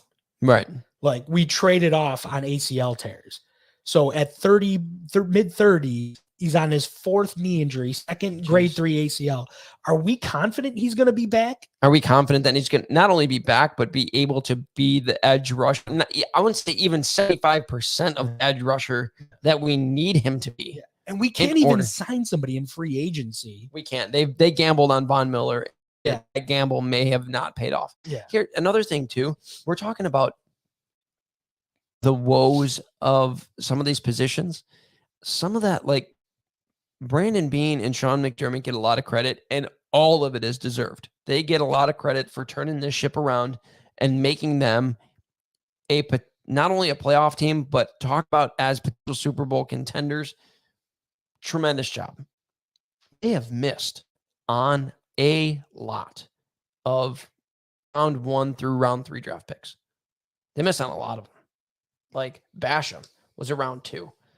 Epinesa was round 2, high round 2. He was a guy they traded back up to get him, I think. He was high round 2. He was. 40s. So he's a guy that early on was like Russo. Mid round 1 to late round 1, and then he fell and we traded to get him because it was like, oh, this guy fell. Right. Yeah. Russo. Round 1. Round 1. Like we're not getting then we had Ed Oliver, supposedly undersized one tech. He was supposed to be an undersized guy, but he was supposed to be a monster in the middle and be able to, he had comparables. Why am I drawing a blank on his to the Rams? Oh, to Donald. Yeah. I don't know why I forgot that name. Aaron Donald's a monster. Listen, it's getting late. I'm sorry. Yeah. We've been talking for an hour and a half. But he drew comparisons coming out to Aaron Donald because his measurables were all Donald-esque. And I think it put a lot of unrealistic expectations on him and the fact that he was a top 10 pick. And he did not pan out at all. But he also, that was a guy who fell not a lot. He was expecting a top 5. And he fell. And he fell to the bottom half of the top 10. Yeah, but it was a surprise. Right. Still top 10 pick. Yeah. And he just didn't pan out. You missed. You took another shot and you missed again. Yeah. You're talking, that's 3 first-round picks that you missed on. And 2 second-round picks still that you out on missed Russo. on. I wouldn't say it was a miss yet. There's still a chance that he, I would say was this, okay. This is the year he has to stand out and be a dominant force because you got Miller that's out. And then, like I said, who else is there? Right. You are the guy. Like, even I would say if Miller is out, you better be the guy because You need another guy. You don't want to limit Miller now. Here's the thing with Russo is in college, he got a good portion of his sacks. I think he had 19 sacks in the season before he came out. He had a good portion of his sacks from rushing on the inside against guards who weren't as long or as athletic. And then you put him on the outside, and he had the same success when he went in the NFL. The times you would actually get pressure get pressure on the quarterback, he was matched up against guards and in the middle of that offense. Whether it be a stunt or whether they just line him up there, whatever the case may be, that was the only time he was effective. When they put him up against somebody that had good feet and was just as powerful, plus the length yeah, like his length is wild too, by the way. But still, if he didn't, and he just didn't fare well. He was non-existent. Like you could put any name on the back of that, and it didn't matter. It's also one of the. I think like you don't want to totally look at it and go the sacks weren't not just the sacks. He didn't get a lot of pressures. It's one of those positions where, especially like defensive tackle, like it's not all about the numbers as much as necessarily. It's not always about the numbers. How is he affecting? How is he affecting the play? Right. Is he flushing the quarterback out of the pocket? Is he collapsing the pocket? Is he causing disruption? Is he getting his hands up in passing lanes and batting balls down? That I feel like should be like a staple for him. I know that they teach it because I've seen plenty of times these guys get their hands up and block bad passes. That's very much a teachable thing that they do. Mm-hmm. But you don't think with his wingspan, the size of his hands, he's 6'7". Yeah, he should be batting passes down left and right. But it's also if he's playing on the edge, unless they're throwing boundary passes, he's not going to be in the lane. Yep. So that is a very valid point. So that's what I said going into the draft. I think that one of the sleeper picks that they still need to go after is an edge rusher. They really need somebody that can get in after the quarterback and cause that disruption. Because again, there's a lot of miles on them tires for Von Miller. And the things that we were hoping would rub off on guys like Russo and Basham and Epinesa haven't really rubbed off on those guys yet. Yeah. Last season, it didn't really it looked like it was rubbing off, but it was kind of like the Von Miller effect. It was he's out there. We got to double team him. We got to send more attention that way, leaving guys kind of open to dominate their matchups more. And that was what was happening. The second he went out, and I would notice it game after game. The second he went out, there was little to no pressure at all. Nice, clean pocket. I don't know if a quarterback got their shirt dirty after Von Miller went out, and it was tough to watch because we got Von Miller to be dominant in the playoffs, and that was precisely the time he was hurt, was the playoffs. I don't think his body, you just said he's had 4 knee injuries. Yeah. I don't think his body's going to last. That's a lot of football on a 34-year-old body for him to last for that many games and get into the playoffs and still be a factor. I don't know. Which is why I said that assuming he comes back earlier than expected, his snap count is going to be limited. Which is why I put so much pressure on Russo this year to really take that next step. He's going to have to. Regardless if he's out there or not, Russo needs, for me, Miller should be the complement to Russo, not the other way around at this point. Yeah. I think so too. That's a good point. So let's stick with defense real quick before we jump over to the draft, because we haven't talked about probably the most, outside of Edmonds, but even wasn't really that surprising. The most surprising free agency, the return of here. I am super stoked that they brought him back. It didn't break the bank, which was great. A lot of people were saying should get rid of Jordan Poyer. However, when you look at how good the team did without him, it was bad. They were bad. Their secondary was bad. Without Jordan Poyer, they were not good. I don't know why anyone would advocate to get rid of him other than contract. Like other than paying that he him wanted, a ton of money, right? then Outside of contract, I don't know why you would advocate to get rid of him. If at any point you were looking at replacements, it's only because you thought there was no chance he was coming back. right. Like other than that, I'm not looking at replacements. What's funny is the guy that the Bills were likely looking to replace him, and they signed anyway. Yeah. And they signed him for cheap too. for a fraction of what people expected him to make on the open market. Mhm. And we're still holding on to that comp pick because of it. So now you've got Hyde, who's coming off of an injury. You've got Poyer, who's coming back, and now you got Poyer played hurt all year too. And you got Taylor Rapp now as the number 3 guy, which is a tremendous signing for so many more reasons. Especially because look at the safety position right now. So your safety position right now is Hyde, Poyer, Rapp, but then you got Damar Hamlin, who we have no idea what the timetable is going to be. Is he going to ever come back? Right. And then you got Jared Maiden, Zane Anderson, another free agent signing. Mhm. There's nobody else there. So right. I'm absolutely convinced that a safety at some point is getting drafted by the Bills, because you're going to assuming they don't move like a Benford. If they don't go, we like this corner in the draft, so we're going to take one of our guys, move him over here, and then bring in another young cornerback. Because they announced Cam Lewis was flirting with the position as a cornerback. They didn't say he was a defensive back. They didn't say he was switching to safety. So anybody else they were messing around with, experimenting with, that looks like that's not happening.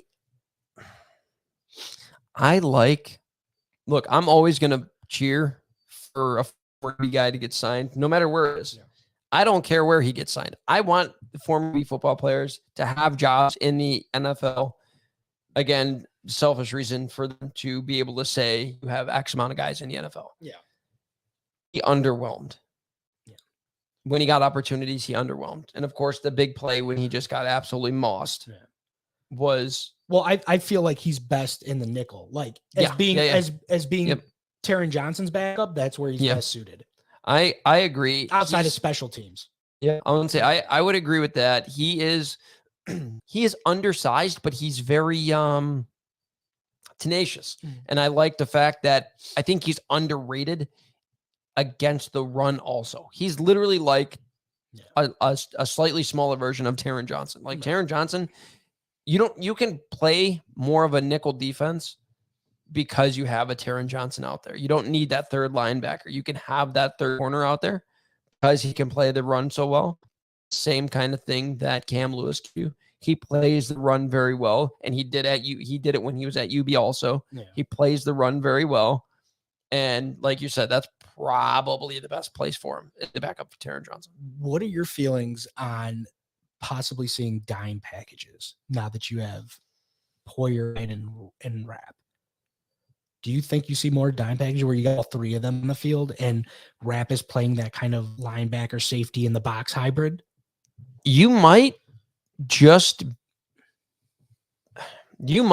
because it's going to be Sean McDermott who's going to be calling the plays now. And obviously they brought him in. I would say they probably brought him in they didn't bring him in just to be the backup. He's on a 1-year deal. So not going to squander just having his depth. You're going to get him. You're not going to give him on depth. He's going to be on the field for some point, and that's probably what they did bring him in for, is to be a hybrid. They're to play. It's a different defensive insurance policy, a different defensive style. And it is a great insurance policy. Both Poyer and Hyde, they're not young men; they're older guys. Great shape. You're wrong. They're both in good shape. But they've racked up their fair share of injuries. But they're starting to see the injuries are starting to build up a little bit, and maybe that is. Maybe they're not going to. Maybe they're not going to get all 3 of the guys on the field at the same time. Maybe they're just like, this is a long, grueling season. Yeah. Maybe when these guys pick up, we're going to be able to stick him. I wonder. So I don't know how much possibility really is, but in the same vein as Von Miller in limited reps due to, again, age, history. Maybe they do that with these guys. Maybe they do that with these guys. Actually thought that, and for whatever reason, I didn't say it, but realistically, that's what was going through my head when I was thinking about it. It was like maybe Poyer or Hyde are banged up for a week, and instead of rolling them out there with being a little banged up, they go, you know what? Take this week off. We're gonna put Rapp out there, and not he's even gonna. that. Like everyone's activated, all three of them, but instead of giving like Hyde and Poyer, regardless of 100% of every defensive snap. Like they're limited. Like I couldn't tell you. I don't know what the number is. I don't even know where I would go to find it. Maybe it's one of these subscription sites that I refuse to pay for. But what the percentage of the snaps was that they took, like when they were healthy. Mm-hmm. You can't obviously count for when they're injured, but when they were healthy, I would assume 85-90% of the snaps they took. Yeah. I would imagine they'd lower that by at least 15%, right? Like they'd get them down to like 75% of the snaps and say, hey, I would say it would probably be game flow. Like if the Bills are up by a couple, if the Bills are up by a couple touchdowns, maybe they go, okay, we don't necessarily need you guys out there every single play. Yeah. We can go ahead and sub you guys in and out so that they are kind of on a I think when rubber meets the road, Sean McDermott's going to put out the guys he feels are the best, no matter what. They're not going to make like if they need Von Miller to play 100% of the snaps and they think that he's the absolute best DN that they have, they're not going to keep. I don't think they're going to keep the rotation in there. They're going to like Von Miller last year played a ton more than I thought he would. Like they almost didn't rotate him all that much. They didn't rotate him all that much out. They just rotated the other side. You know what I mean? Like they kept him in for like 80 or 85% of the plays. And was it smart? I mean, he eventually hurt because he's old, but maybe they'll learn their lesson. But I think that's what's going to end up happening is it's going to be more game flow than anything else if they want to try to get Rapp out there more so. So like if the Bills are up and they're winning more, great. They'll take these guys. It's not going to be like a backup either. Like they'll just rotate him in and out more so, you know what I mean? Like if it looks like the game's more in hand than like a 1-score game or a 3-point game or anything like that. So that's my opinion. Or maybe they just got him for strictly insurance. They're like, hey, come be part of a potential championship team on a cheap deal. Which is always an appealing offer. Or like these guys are going to retire soon. Yeah. You got a spot here. Well, I think that's another thing people are looking at too, is that you see Rapp and you know that he's on a 1-year deal. It's probably like a prove it deal too, like not just for the Bills, but for the NFL. Like, let me see what you can do. Mm-hmm. But also, I mean, without knowing the ins and outs of Poyer's contract, is it possible that maybe Poyer's deal is really a 1-year deal and they're going to re-sign his replacement after, at the end of the year kind of thing? Like, possible. I don't know. But you know what? Let's look at what the current roster, like after free agencies, essentially the meat of free agency is done, because there's always the aftermath after all the guys that get scooped up once these teams have kind of gone, all right, where are we still kind of to lacking? Right. So as of right now, we got the current roster. We're talking free agents, right where we stand as of today. We have the roster in front of us. Mm-hmm. So obviously February, your needs probably look a lot different than they do now. Yeah. So let me ask you this. What were your needs for this team a few months ago? Like, what was your top positional need? I think the top positional need for me is the same for both. I know they went out and they signed a couple of guards, but you got to protect your franchise, man. You got to protect your franchise. And I don't think they've done enough to protect their franchise. I know that they think that, they've upgraded their offensive line. Mitch Morse is fine. He's getting older though too. So I feel like his replacement should be in this draft somewhere. Yeah. I don't disagree. I don't disagree with that. Quite a few like very solid centers, like Minnesota's, I think it's John Michael Schmitz. Mm-hmm. You've got Tipman from Wisconsin. Mm-hmm. There's a guy who I won't even attempt to. He's got one of those. He's got one of those hockey names out of Michigan, the center out of Michigan. Like there's players in this draft that could realistically be his replacement. I'm talking get them next year. Get them later. Yeah. Are these Well, later round guys? No, they could be even like Tittman and Schmitz are going to go early. No, They're going to go early. The guy in Michigan probably third, fourth round. But do you with the holes that the Bills still have? Okay, and we have. Let's see. I wrote them down. I wrote some of them down here. Wide receiver, O-line, linebacker, D-line, tight end, and then you had running back in there at the end. But I think we talked about that, and we kind of believe that unless we get an undrafted free agent, it's more of like looking to the future kind of pick. Because again, you only got Damian Harris on a 1-year deal. Right. And you restructured Hines to kind of help you along here. So with the fact that you still have a pretty big hole at your middle linebacker position, do you realistically draft a backup center early in the draft just for a replacement? You know what I mean? For next year? It's about, I don't think you do. Well, that's the thing. There's some of these guys that are positional versatile, which they love. So that who doesn't love that though? Yeah, something you should. So it's not necessarily saying that he's going to ride the bench. He could very well start at right guard and then slot in next. That wouldn't. I would be okay with that. Morse is just one more concussion away. How is from full on retirement? Okay. Which many thought that was last year. Yeah.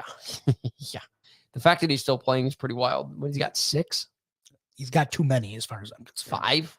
Something. He's got a handful of concussions. That's for damn sure. Not for the fact that he's still playing is wild. I mean, good for him. I hope he's healthy. I hope he's happy. I hope everything's not being affected. I hope later in life he's great. You know, I hope he's doing well with money. So that's why he's playing, because he just loves to play. I would not be surprised if he ends up being one of these training camp. I'm done. Like he gets he gets to training camp and realizes. How old is he?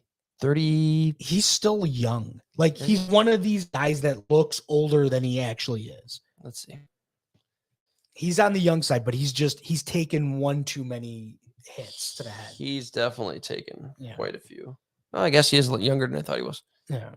How old? He's only 30. 30. Yeah. So like you I would said, think so though. Like I would not be. It could be one of those, because right now, like he flirted with the idea. Like he seemed like I feel like a lot of people were prepared for him to hang him up. And when he came back, it was kind of a surprise. So it might be one of those things where he gets to training camp, because now this is then kind of decides my body can't handle it. Maybe I was a little overzealous and maybe making that decision. Maybe my body can't handle what I thought it could. Like I'm done. Like he made the decision with his heart, not so much his head, which is really the crux problem. Well, and I didn't say that to be funny. I meant that quite literally.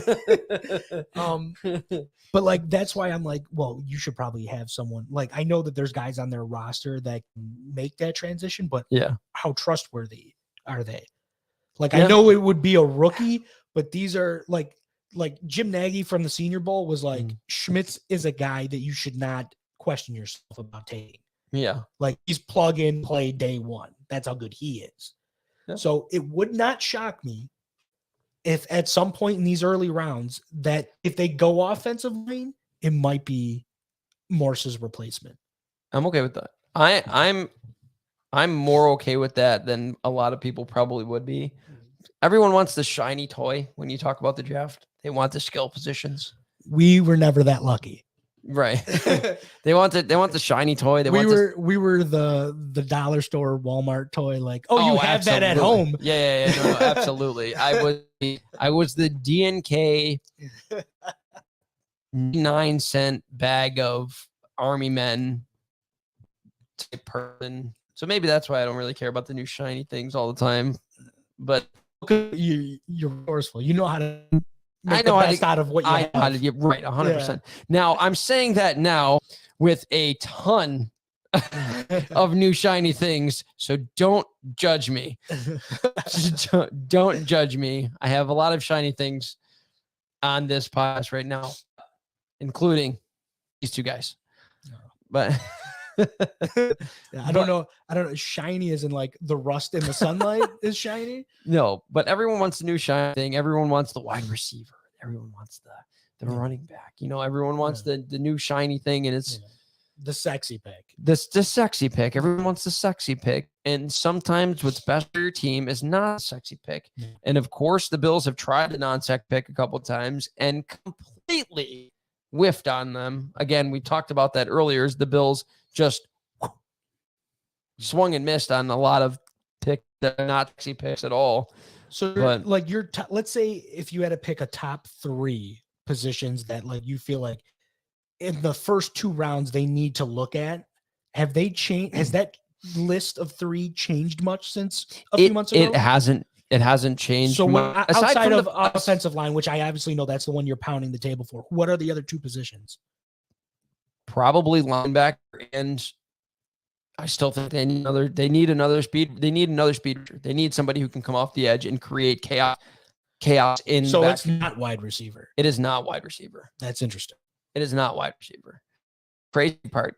Is there a specific reason? Here's the thing. What's crazy is the Bills have already shown that they can draft late round wide receivers, if I could speak properly, late round wide receivers and hit on their picks. They've done it twice already. Okay. They drafted Gabe Davis, who is no slouch. He's he's quality wide receiver in the NFL.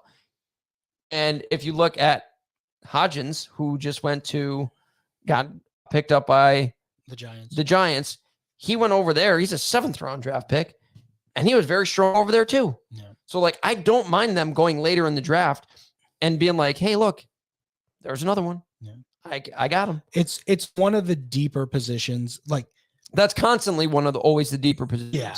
Well, like I said, there's guys who fit more of the average size mold later on, right, than the ones that are early on that like Downs and Flowers and like some of these and Dell. Like some of these guys are on the smaller side that make you err on the side of caution. And for me, those guys are always very hit and miss. Yeah. In the NFL, it's either they're really good. Yeah. Like a Tyreek Hill. Guy's fucking lights out. He's 5'10", 5'11". He's undersized wide receiver, but he's got speed for days. Yeah. You have these guys who are very small, very fast, and they are good. However, you have a lot of guys who games for whatever reason cannot transition. Maybe it's the physicality of the NFL and their size hinders them, but they can't transition it into the NFL. That's why in the first couple rounds, if they go wide receiver, I'm not going to be mad about it because I like shiny things too. Yeah. But if they go wide receiver, let's be clear. Whoever they take, you will find reasons to be excited because this is our guy now. They would have to They would have to like draft. It'd have to be a punter or something. They would have to draft a kicker, and I'd be like, or a long snapper. I go, what in God's name? No disrespect to you special teamers out there. You play a key role on the team. It's just not the first. Not that early. It's not the first 3 rounds to 4 rounds kind of player. The only reason why I picked the 3 positions that I pick is exactly what I was saying before. You have your quarterback. You have your franchise quarterback. Protect him. Biggest thing. Okay. Protect him. Josh Allen can elevate play of his wide receivers with the the plays that he's able to make. Well, he can elevate the play of his wide receivers. Yeah. If you give him an offensive line, he will find his wide receivers. You want to expand on, like, what he can do with less. Now you want to see. Sure. Yeah. And if you add a wide receiver, no one's going to be mad at you. You know what he can do. The offense was still one of the best offenses in the league last year. It's not, there wasn't a whole lot of turnover. You know what I mean? Like, you still got a lot of the same guys that are coming back. So there's no reason to believe that it still wouldn't be good. Yeah. Well, the biggest thing that was bad was the offensive line in the run game, but the run game was just underutilized. Well, but a point I've heard made multiple times across many different content creators is there's top 5 offense with all the struggles that, there may have been and all the glaring needs that we look at on, the offensive line at wide receiver. Mm-hmm. They were still a top 5 offense. Right. Everything we complained about. Yeah. So everything that we still complained about, and they were still one of the best offenses in the entire NFL. Yeah. And that's why, again, I would choose again, of the 3 positions that I picked, the linebacker, the offensive line, and the defensive line, like the edge rusher. Yeah. Any one of those 3, best available there. If there is literally nobody on your board that you go, this is a good pick here, this is the best pick here. Yeah. And the wide receiver is the best pick there, and it's just somebody who's fallen so far down the board for whatever reason, and you go, he is Candace, draft him. Yeah. But of those So 3, you're very much in BPA camp. I think you should always kind of go draft, best player available. Given our but draft position, right. You're fucking drafting number 27. Like, would you trade out? Like, assuming that there isn't someone that completely wows you. Right. There. I honestly, after doing a couple mock drafts and then reading a statement by, I think it was a good amount of NFL executives in this article that I was reading, were stating that there's only about 20 guys, I think it's 20 to 25 guys or 15 to 20 guys that they have first round on. Mm-hmm. So it is not a very deep draft with guys who would usually be considered, a cut above the rest. Well, which would possibly say that it wouldn't kill you to take a swing on a guy that you really like at 27 just to say you have him. Well, I feel like but in the same sense, you also you have some holes that you want to hit. And if more of the guys are kind of not in that, the cut above the rest guys, you have more guys in the above average, second, third, fourth round guys above average. Then you trade back. If you get a good trade, you trade back a couple, 5, 10. If you trade back 10 and you pick up another one in the second round, I feel like Jack Campbell falls into that category. You know what I mean? Of like a guy that you would take because the linebacker position. That's what I mean. Isn't a very deep position in this draft. And like the only guy. It's actually very perfect when you look at it. Yeah. The only guy you could realistically say is worth taking that swing on early on is Campbell. The kid from Iowa. Yeah. So for me, and so here's the way I look at it too. Like that's 6'5". Yeah. Training with Kuechly, by the way. Wink, wink, nod, nod. That kid's big. Yeah. Could this be, Buffalo's Kuechly for Sean McDermott? Maybe. They said he's an absolute monster stopping the run. He is a in the box. So player. this is what I want to bring up to you. Now, while he doesn't necessarily fit the coverage aspect of what Edmonds, that would be my big hang up. Like, he's not bad at it by any means. They said he can. He's his range. He's adequate. Yeah, being able to play his zone. Yeah, the range of coverage that he wouldn't equal to what Edmonds not even close. Not even close. But where he differs is what you said, the run stuffing. And here's why I would say it's worth looking at to take a swing on it. Because I don't know what they're going to do with that linebacker. If they're going to move Milano, if they're going to trust Bernard, I don't know. And Dodson, I don't know what they're going to do, if they're going to switch their philosophy. Right. But if they're going to try to replace Edmonds, Campbell is the guy for me. I think so too. And that's actually the first guy that I thought of. Here's the other reason why. But can you do me a favor? They just had him ranked like number 45 out of the guys. Yeah. But he's your number one linebacker. PFF. He was a second. He was the second one. I forgot the name that I had seen first.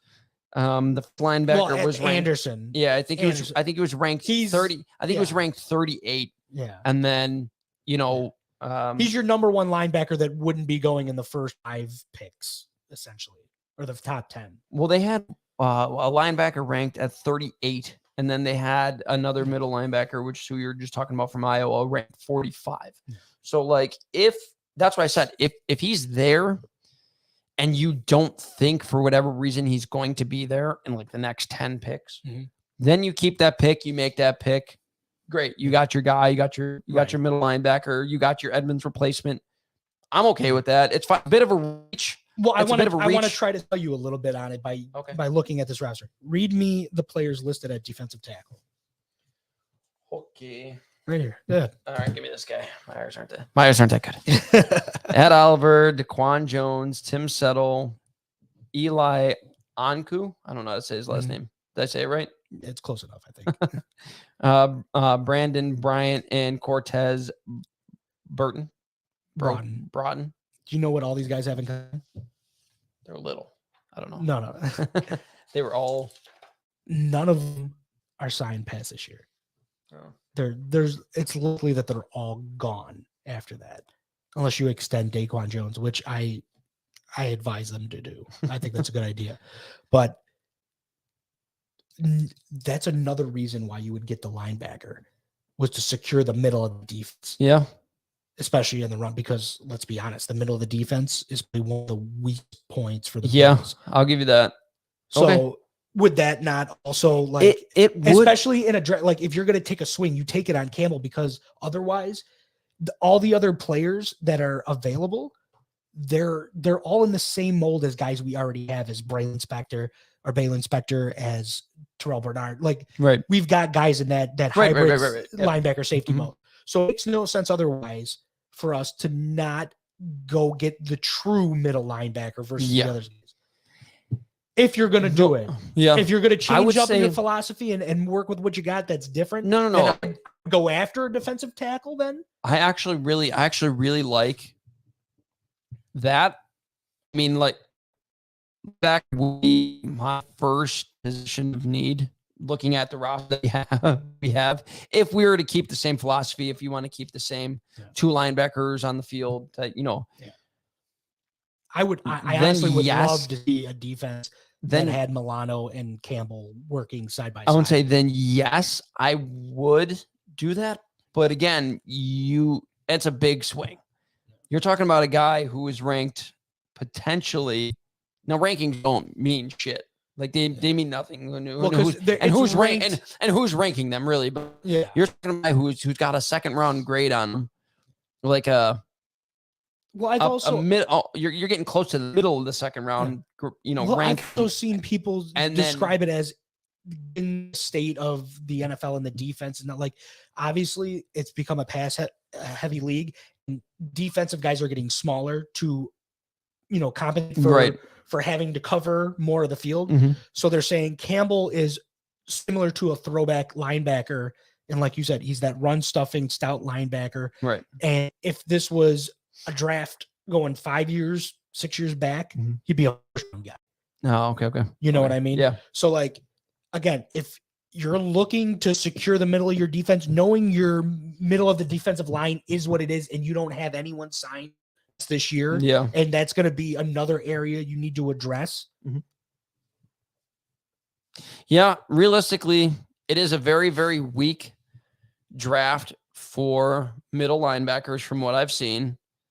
And if you are putting it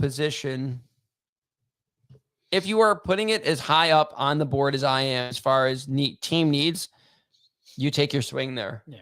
If you are not, and you are just kind of happy with, maybe the next guy in line or whoever it may be, I would say I wouldn't mind the Bills trading back maybe 10 spots. I wouldn't say 15 or 20, because that puts you kind of on the back end of the second round. Maybe 10 spots if you pick up another third rounder. So now you have. Oh, it better be another second rounder. I'm looking for a second round. I'm looking to have 2 picks in the second round, and maybe you want a second and maybe like a fourth. Yeah, like well, if you can get one for this year, yeah, sure, why not? But, like, I'd be happy with a second round this year, and then I'll take a middle pick. Like, I could take a 3 and a 4th next year. Okay. I don't know what the I would say I would want. My thing is, what I was saying before is, if you have a draft that's full of guys who are middle rounders, why would you not want to stock up on middle round picks? And then, you know what I mean? Like, right. Of this year. Assuming that there's not a guy you're absolutely in love with that fell. Correct. I agree, because there's plenty of guys, like, when I'm doing my mock drafts, there's so many guys in the second and third round that I would absolutely love to take. Right. You know what I mean? Like, I myself have traded back to do the exact same thing. Like, I've even moved pieces that we have. Like, I've moved Ed Oliver. I've moved Gabe Davis to trade back to guys that I think could fill those roles at a cheaper cost, and they're younger. I can mold them and I can do whatever. You know what I mean? The only problem with that is, I think the Bills are still in the we have to win now mode. I think that they know that the window is closing. If it hasn't closed already, let's be honest, like with all the contracts and everything coming up, like I know we got Josh Allen, but did our window of opportunity to win a Super Bowl already close? You sound like Mordo. The bill comes due. Always. No, seriously though, think about it. Like your window to win and surround Josh Allen with low-priced guys or high-priced guys, because Josh Allen was on a low contract. He's still on a fairly team-friendly contract. He's only like the 6th highest paid quarterback. Yeah. However, is that window kind of close? Because now you're starting to see the ramifications of that contract. You can't necessarily sign the higher-priced guys to surround him with. There's only so many times you could, push those contracts back. Right. Yeah. And before... I mean, from a cap perspective, that's what I mean. That's what I mean. And from a cap perspective. Now, obviously, at what they've started to do in the NFL is cap wise, they just go, your contract is whatever it is, $18 million a year. Well, it will give you 16 million, like something like we'll give you $16 million signing bonus, or signing bonus, or we'll make it a $16 million signing bonus, and we'll restructure. This way, your salary is not $16 million; it's $2 million. You know what I mean? So we'll give you the money up front. Just come play for us for $2 million for the year, type stuff. And that's kind of how people are circumventing. Yeah. So, the salary cap. However, it's just, again, I don't think the window is as big as people believe it is. I think we'll always be a good team as long as we have a good quarterback, but I really do. When maybe we missed our opportunity when we had that magical game, it was like everything fell in line for us, and it just didn't. I think we couldn't. I understand what you're saying about the window, because obviously there's guys getting older. There's guys whose big older. Contracts are coming up. Right. There's guys who, like I said, there's on one position alone, there's a number of guys who aren't signed past this year. Mm-hmm. So there's plenty of placements that need to be, and you need to go younger, you need to go cheaper. So that's why I'm looking at certain positions where I'm like, do we need another wide receiver? But do I need to have them now? Like you said, there's plenty of guys I can get in the middle rounds who could end up serving that purpose, or there's always next year, because wide receiver is such. It's one of those positions that there's so many. There's so many of them that you can almost always. There's a trade down the road. Right. There's a free agent. You never know, because so many different things. Because we're not the only ones that are against the cap. There's guys getting released all the time. You know what I mean? Right. There's so many scenarios that can play out. There's so many. But I would say that real quick. I would say cap wise, the wide receiver position is one of the most expensive. So that would be your reason to go, we need to replace, start the replacing process for like a guy like Diggs now. I don't agree with that. Or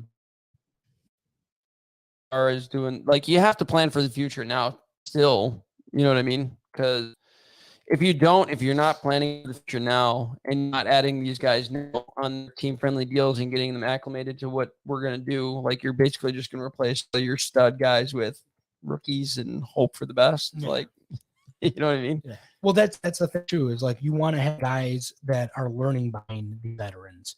Like, that's part of the process, is that you still have them for a couple more years at least. And you'd want to have a guy who's starting to learn behind him that's his eventual replacement. You know what I mean? So I get that. I understand wide receiver spot. I understand the offensive line spot, because obviously both are going to affect your two biggest assets on the offense, Diggs and Allen. So these are the linebackers we're talking about. It was Pro Football Focus that I did look at earlier that did these draft rankings here. And was ranked 38, and then Jack Campbell's ranked 45 overall. But again, if you are putting all of your value on, we have to shore up our middle linebacker position, we want to play almost the same kind of style. Yeah. Then I think he's your guy. Look at guys there. Campbell is the outlier, which is funny. Yeah. Yeah, like Henry is that safety linebacker, Almost a mold. hybrid. Drew Sanders that are damn near identical to Tremaine Edmonds, but I feel like Campbell's a better fit for us than Sanders. And then if you look at all the other guys, it's the same thing. So these rankings are based on what the current landscape of the NFL is, and the this would be, according to this, an even bigger reach then. You know what I mean? Yeah. So and he's a junior too. Still, he's a young kid though. Still had 11 sacks, 39 pressures. Yeah. No, not terrible. We'll go back and look at the guy we were just talking about, Jack Campbell here.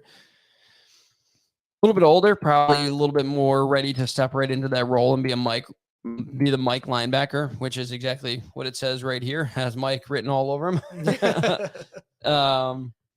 I think if you are going to shore up the middle of that defense, kind of the point that you were alluding to, I think you go out, and he should still be there if these rankings are at anything accurate, like just anywhere near accurate. He should be here. And I think the other big thing for him is the football IQ. And they say and how he diagnoses. And here's the thing: plays that second or third round grade on him. And people look at it and say like, "Oh man, he's got a second or third round grade on him."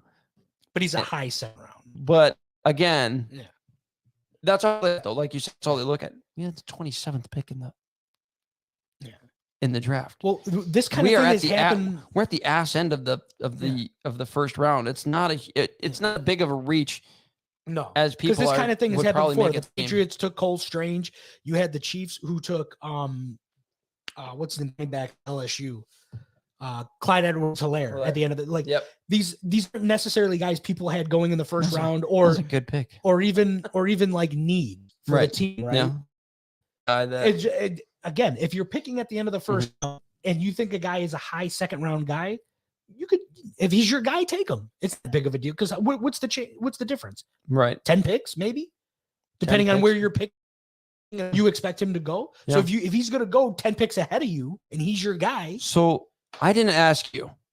Ask me, what is your, out of the positions of need that you wrote down, what is your, sorry, that looked weird. I just licked my finger and then rubbed my arm. I was going to turn the page, but realized I was good. Out of the positions of need that you have here, you have wide receiver, offensive line, linebacker, D-line, safety, tight end, and running back. What do your first couple rounds look like? Like where do you want to go? So if where I want. Right. If we're going back a few months, it was unequivocally wide receiver, offensive line, safety, because I wasn't sure what was happening with Poyer. Okay. So I was looking to replace him. Now it's changed a little bit because, like I said, I'm looking at the current after free agency of where we're at, and as of right now, I think I would say linebacker took the safety spot in that top three. Okay. Offensive line is still up there. But I'm a little torn. I don't know if I want to go defensive line or if I want to go wide receiver, because as much as we need to get a young stud receiver ready to fill that void that eventually Diggs is going to leave. Mm-hmm. Who do we have in the middle of defense? You want to go in the middle of the defense. You want outside of linebacker. Oliver's gone. Oliver's going to be gone. And then everybody else, like I said, you don't have anyone signed. And who do you have? Okay. You know what I mean? Let's look back at this guy. I know it's not popular. So the last thing anybody in Bills Mafia wants to see is right, especially because, like I said before, we've missed. But you also have to look at positional value and the depth of that position in current draft. Linebacker is not deep. There's a drop off in the middle defensive line, like your interior defensive lineman. Receiver, I think you can get a decent one. Like if you go Do you go second round? Or are you going third round? Like, what is your first? I feel like second round. Second, third. Like for me, it's be depending on who's there. I would put the interior defensive line at the bottom of that list, and I would be looking at linebacker, wide receiver, offensive line first. Okay, but you would think that like a guy like a Maisie Smith, a Keanu Benton, an these are the guys who have second round grades. Yeah, Smith, Benton, and Ika. Ika. Those are guys who have second round grades in terms like in the middle of that those defense. are the guys I would target. Like, those are the guys I was looking at because you do need you essentially need an Oliver replacement. Do because he's gone. Yeah, he's gone. He's gone, and he was really fucking underwhelming. He was really underwhelming. But that's one of the I'd be okay if they went after that now and they just supplanted him and they were like, you know what, he's better than Ed. Let's put him in. If we're simply looking at the roster, and I'm asking you to go through this and point out the weak. You're not thinking contract. You're not thinking money. No, yeah. I'm just specifically asking you to look at the depth and tell me the weakest spots you see. Let's see. Let's go through this roster. Quarterback, good. Running back, we already stated was good. Wide receiver, is okay. Tight end leaves a little bit to be desired. There's guys I like. I'd love to take a tight end, probably third, fourth round. Yeah, and leaves a little bit to be desired.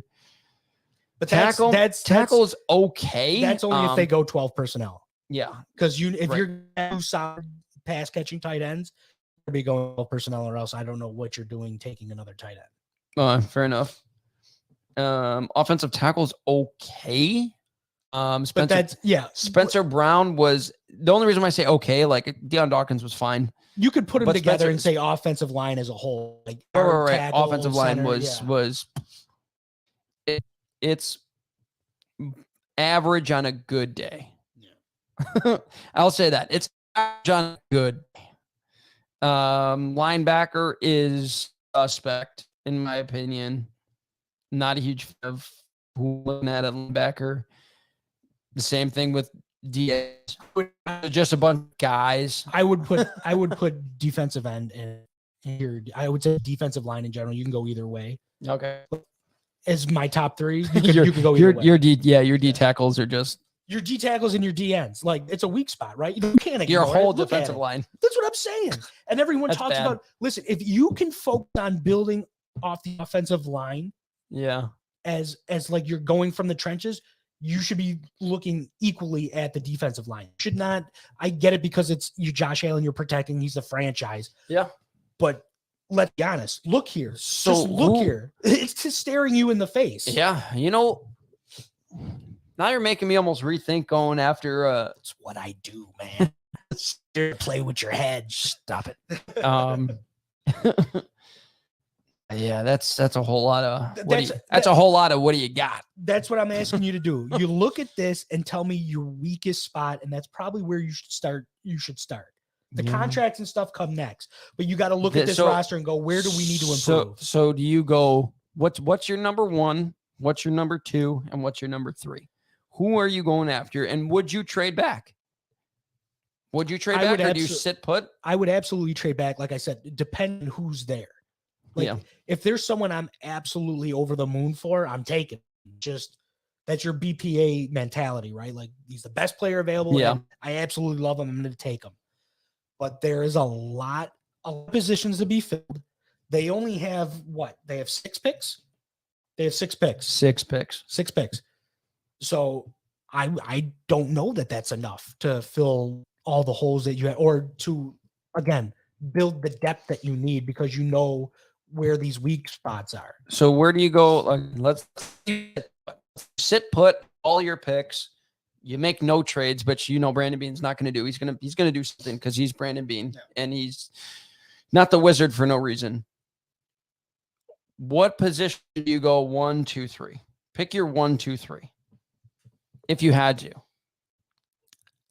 Of most importance. Linebacker. Most important. Offensive line, defensive line. So you're going after these guys You're going D-line in the third, fourth, fifth round in that area. Well, third and fourth round. Defensive line would be interior or edge because you need Third, both. right? Yeah. Third and fourth. Whoever the best player is at either of those positions. So like a guy graded at the edge position higher than the interior, then take the edge guy because you need him too. So all right. So we'll go look at who's an edge guy. Edge guy in like the fourth round. If I can add right. I like Isaiah McGuire And out of Missouri. I'm bad at adding, so 2 and 32, 64. And 86. So you're looking past 86. Yeah, Derek Hall is an option. I mean, Carl Brooks, like any of these guys. So you're looking McGuire, those are your mid-round guys. Yeah. Carl Brooks. Mm-hmm. Oh, look at that. We got a Mid-American Conference. Yeah, one of the rare ones. Away. Let's go. Pick him just out of principle. Pick him to get a MAC guy. And obviously, if you guys are watching and you didn't watch the first part, we're talking about the UB Bulls all time. And I like just an American Conference guys going NFL at all. I really don't care who it is. We're true underdogs. We love yes. Very much so. Very, very much so. We got a Derek Hall, a KJ Henry. Byron Young is another option too there. Byron Young. Yeah. Out of these guys, who do you see that you like the most? You like Isaiah McGuire that they potentially go after? Let's look. Yeah. What do they say about Mr. McGuire? He's got good size, 6'4", 268 pounds. Young kid is 21 years old. They don't have a whole lot of. Of course, you're not going to give me analysis. Whatever. Has a 81 pass rush grade. You missed on all your guys in edge so far. So, but if you're picking mid, it's okay to take a swing at somebody you like. Yeah. These positions you need to fill. You need to put depth at. You definitely, and hopefully, one of these guys is an absolute stud and comes out and. I'm very old school in that this game is won from the trenches. Yeah. No. After you have to build the inside out in order to be successful. After we watched the Bills get dominated, continuously, up the middle and not be able to any sort of pass rush, like. Yeah.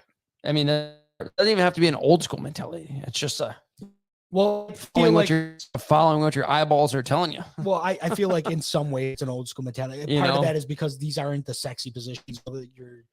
You're looking at the interior of both sides of the ball. Aren't the flashy ones. So obviously, quarterback, wide receiver, these are the ones you look at and you go, this is where the meat, the juicy parts of the steak are. But yeah, I'm with you. Yeah. I'm probably going linebacker in the first round. I don't think I trade away from it. If your guy is there, I think you absolutely and 100% go after your guy in the I would keep forgetting his name. Campbell from Iowa. Yeah. In Campbell. Well, like I said, that could also help, It's not. Wouldn't it be a crazy? Well, it helps with that deficiency you have in the middle of the defensive line by adding him. It's one of those ways to kind of disguise it and cover it up a little bit. A big run stopper. Get your guy. You know what I mean? Again, he does the things that people wanted Tremaine Edmonds to do. You know what I mean? He was a guy who's going to stop on. He's a big physical guy who take on the block, get ox, and plug up the middle. Something that not going to be anywhere near as athletic or as fast as Tremaine Edmonds was. He is as big, but in terms of him. Just not. He's not a freak athlete. He's a good athlete. He's going to be a guy that will, in the same sense we talked about, like defense line, where there's the plays that you see and there's one you don't show up where they affect the outcome of a play. Right. He can do that in the cover game. Like you might not see a ton of pass ups, interceptions, right? Or, but his length alone is going to be But his diagnosing of a play and putting himself in the correct position can alter where the quarterback will go. The reads of quarterback. There was a play that I saw on a thing that was talking about him. They had a 3 wide receiver set to the right of the quarterback, and then they had the one guy off to the 2 guys off to the. It was an wide open set. It was off wide receivers. Yeah. So they've got 3 guys covering the receivers. You get your safety and 2 guards, and then you had Campbell cheated. He's gonna go here. So they got the guy in the slot, that was his goal. Stays over there. He reads the quarterback. No play was made other than it made him hold on. He pulled the ball back, the quarterback. This was against Ohio State. This was against Ohio State against CJ. So who's going to be the quarterback? So looks to make that play, works his way into the lane. He has to pull it down, and as soon as he pulled it down, boom, strip sack, take it in for the touchdown. That's the kind of stuff I'm talking about that you'll get out of him. He's not going to make the same kind of plays that Edmonds makes in coverage, but he will affect. That's all, and that's all you need is to be able to affect a play. For the play to not work how it's intended to work, and then it puts teams in the scramble drill, and or like I said, chaos happens. Like he threw an interception. Chaos happens in the scramble drill. Yeah, it wasn't like he threw an interception or anything like that. He caused the quarterback to have to rethink where he was going to go, and that was just enough time for another one of his teammates to make a play, and it resulted in a fumble return, a strip sack for a touchdown. You know what I mean? So there's so many other ways to affect a play, and given that he's more of a throwback linebacker than all these other athletic types that are coming out, which is why they're rated higher than him, that I think he would be a perfect fit for a team who's got such a deficit in the middle of their defense. Yeah, honestly, what I just read too was that he, he's not the type of player that's going to shoot through and make a lot of tackles for loss. However, he's going to be able to plug up the hole and make sure that you're not getting gashed the same way you would, or the same way we've seen. Like, again, like Edmonds, when he was the Mike linebacker, you just watch him get just washed downfield on a relatively consistent basis. You'd watch him go, where's Edmonds? He's guy's 6'5", 250. Where is he? And just that massive hole opens up on the nice cutback lane. He's a guy who's going to make that doesn't happen. Yeah. And he's going to, again, not going to burn into the backfield and make 5-yard tackle for loss. He's going to make that 2-yard tackle that makes it so that the team has to sort of abandon. They're only getting 2 yards at a time. Not going to make the big flashy play. He's going to make the right play, and he's going to make the good play. And again, you're not going to get the flashy play, but you're going to get the play we all longed to get from Tremaine Edmonds for 5 years. I like the pick. Again, I'm a linebacker. I think linebacker, offensive line, defensive line. I think is that the same? Yeah. Is that the same rank? I think that's the same rank you had. Yeah.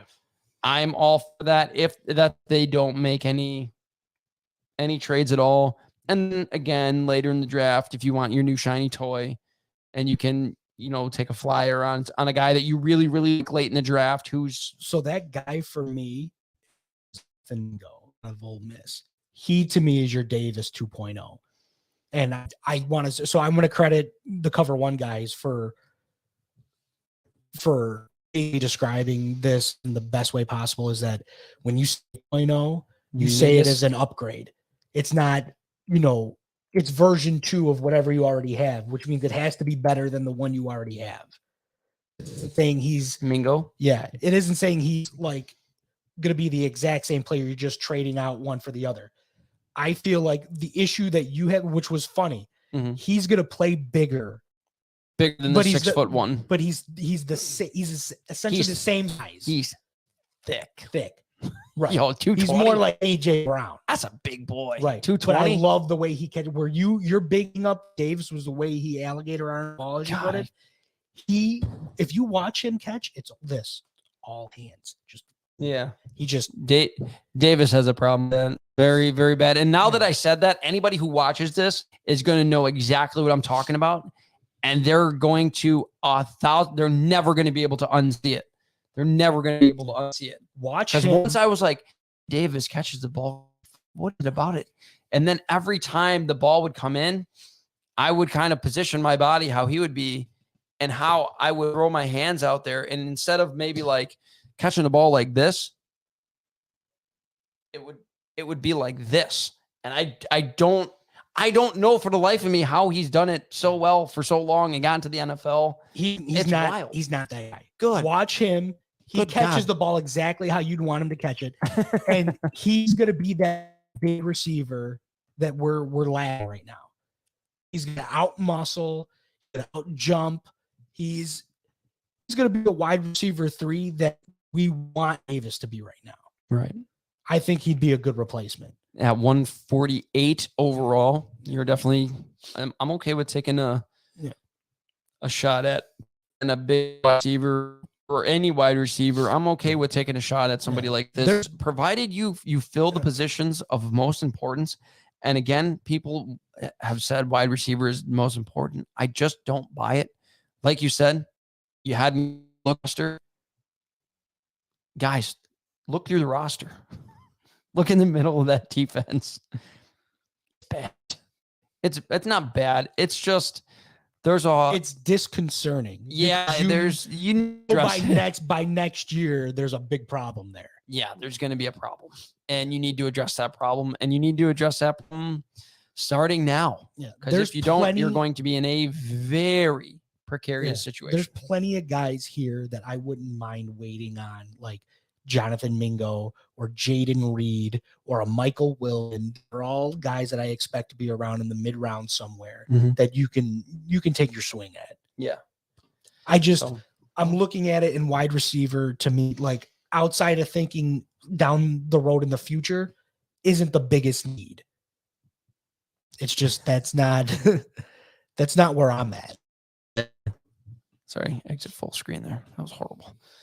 So we've been at this for 2.5 hours. How many of you are still hanging around with us? Well, there's one person currently still watching us. Why? Probably your wife. She's laying up in bed watching us right now. Yeah. Okay. Hi, babe. Love you. No, seriously though, you guys are watching this now or watching this later. We appreciate it. We can for hours and hours. This is why I would like to potentially do this more with this gentleman right here. We talked so much that we didn't even get a chance to talk about the Buffalo Sabres, which is fine. If you watched my channel at all, I've talked enough about it for both of us. But yeah, I look forward to hopefully doing this more in the future. Hopefully we can get together and do this more. Hopefully I can do some more live streams on location. I think that would be cool because then people could actually like come out and join us. And that's cool with me. The like UB spring game is coming up in a few weeks. You already know I can't do that though. You can do that. I'd have to call off of work. I work the night before. Look, I'm going to the game. I work the night before and the night of.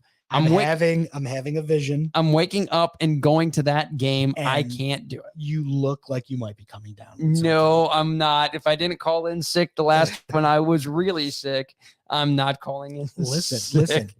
Call it spring fever. I don't care what you call it. It's totally normal to have like an allergy attack because the weather and the seasons are changing. Maybe you can totally get sick. At least for a few hours and be like, oh dude, I feel so much better. I took some medicine. And if it gets closer, just make sure nobody at your work wants it. Just don't tell them what you do outside of work. If I call sick, I only have to be at home when my shift starts. Okay. So I can call in sick and not go to work, but work nights, it doesn't matter. I'm going to be home anyway. The roster. No. I think you got a pretty deep roster over there at your job. Yeah. I think they can make it without you for a little while. I mean, there's no question they make it without me for a little while, but I don't know. We'll see. Either way, we're going to do this more, hopefully. Whether it's going to be with him here in person under the bright lights, or whether we do via remotely, that would be fun too. If anybody actually wants to jump on with us, that's on another podcast, let us know. You can email either of us. I'll throw my email address up. Actually, my email addresses are in the comments or in the description below. If you guys go and look at it, just make sure you set the time, because we really go the distance here on Sports Talk Buffalo. Yeah, apparently set us. Well, you can leave at any point. You don't have to stay for the whole 2.5 hours. If you're a real fan, you hang around with us, because let's be honest. Andrew talked to me and he goes, "Oh, we're gonna go like an hour and a half." I said we're gonna go an hour and a half. We're over an hour over that time. Yeah, we talked a lot. This is equivalent to what we joked about earlier. We would be in the driveway and we would be on like our 6th goodbye. Yeah, this is the equivalent of that. This is why everyone's like, "Oh, you guys definitely do a podcast, because you guys all you do is talk." Well, it would be real. Oh, look, they left. It would be real. It would be real. I don't know. I'm starting to get real tired. It was a long show. I think it would be hard to kind of cut it down to an hour. We talked a lot. I think it would be hard. Because this isn't you talking to yourself. You've got me, right. And I'm just gonna take you on a journey. You are, and then you take me on a journey, and then I get off topic, and I take you on a journey. That journey is the destination, man, and we are wild. Where you want to be. It just gets wild. So hopefully we can do more of these again, even if it's only recording it for a later date. If you want to jump on with us, by all means. I might end up actually paying for this. We'll see. You've got another podcast that we might be hanging out on. Yeah, you should plug that, because I might be. That's probably more in kin to like us just kind of shooting the shit. Yeah, we're a couple of us are going to potentially do a new podcast called Dad Pods. If you're interested, look, there's a ton of podcasts out there for men who want to moms who want to talk about what it's like being a mom and how beautiful it is and everything else. It's been done to death. How many podcasts realistically are out there right now that talk about the dad's perspective? That's what we want to bring to you, whether it's live streaming it, whether it's recording it. I have some space set up in the studio in Sports Talk Buffalo studio here. In order to get that done, I have bought some new studio equipment in order to get that done. I'm going to do everything that I can to get the other person over here so that we can do that.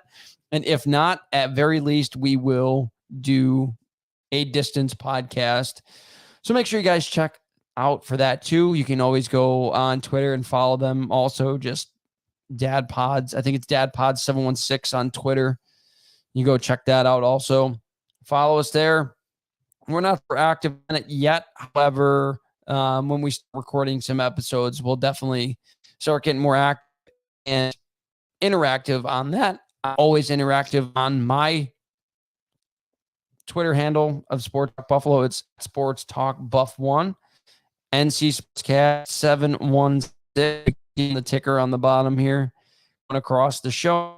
If you guys check it out, make sure you can comment and let us know. We interact pretty much with everybody all the time, whether it's Sabres or Bills or UB Bulls basketball or football, men's basketball or football. I don't follow the women too much. Or Buffalo Bandits. We like Buffalo Bandits too. We were season ticket holders for long time, nearly 10 years. But everyone wanted to have families, so we all stopped. We'll discuss that on the Dad podcast.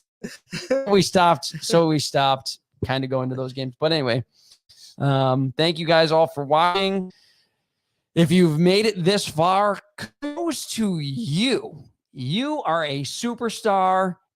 Whatever reason, if you have watched this entire 2 hours and 40 minutes, you need something better to do in your life. But thank you. And we appreciate everyone who can I do the sign out? Who supports us. Thank you all. Fantastic week.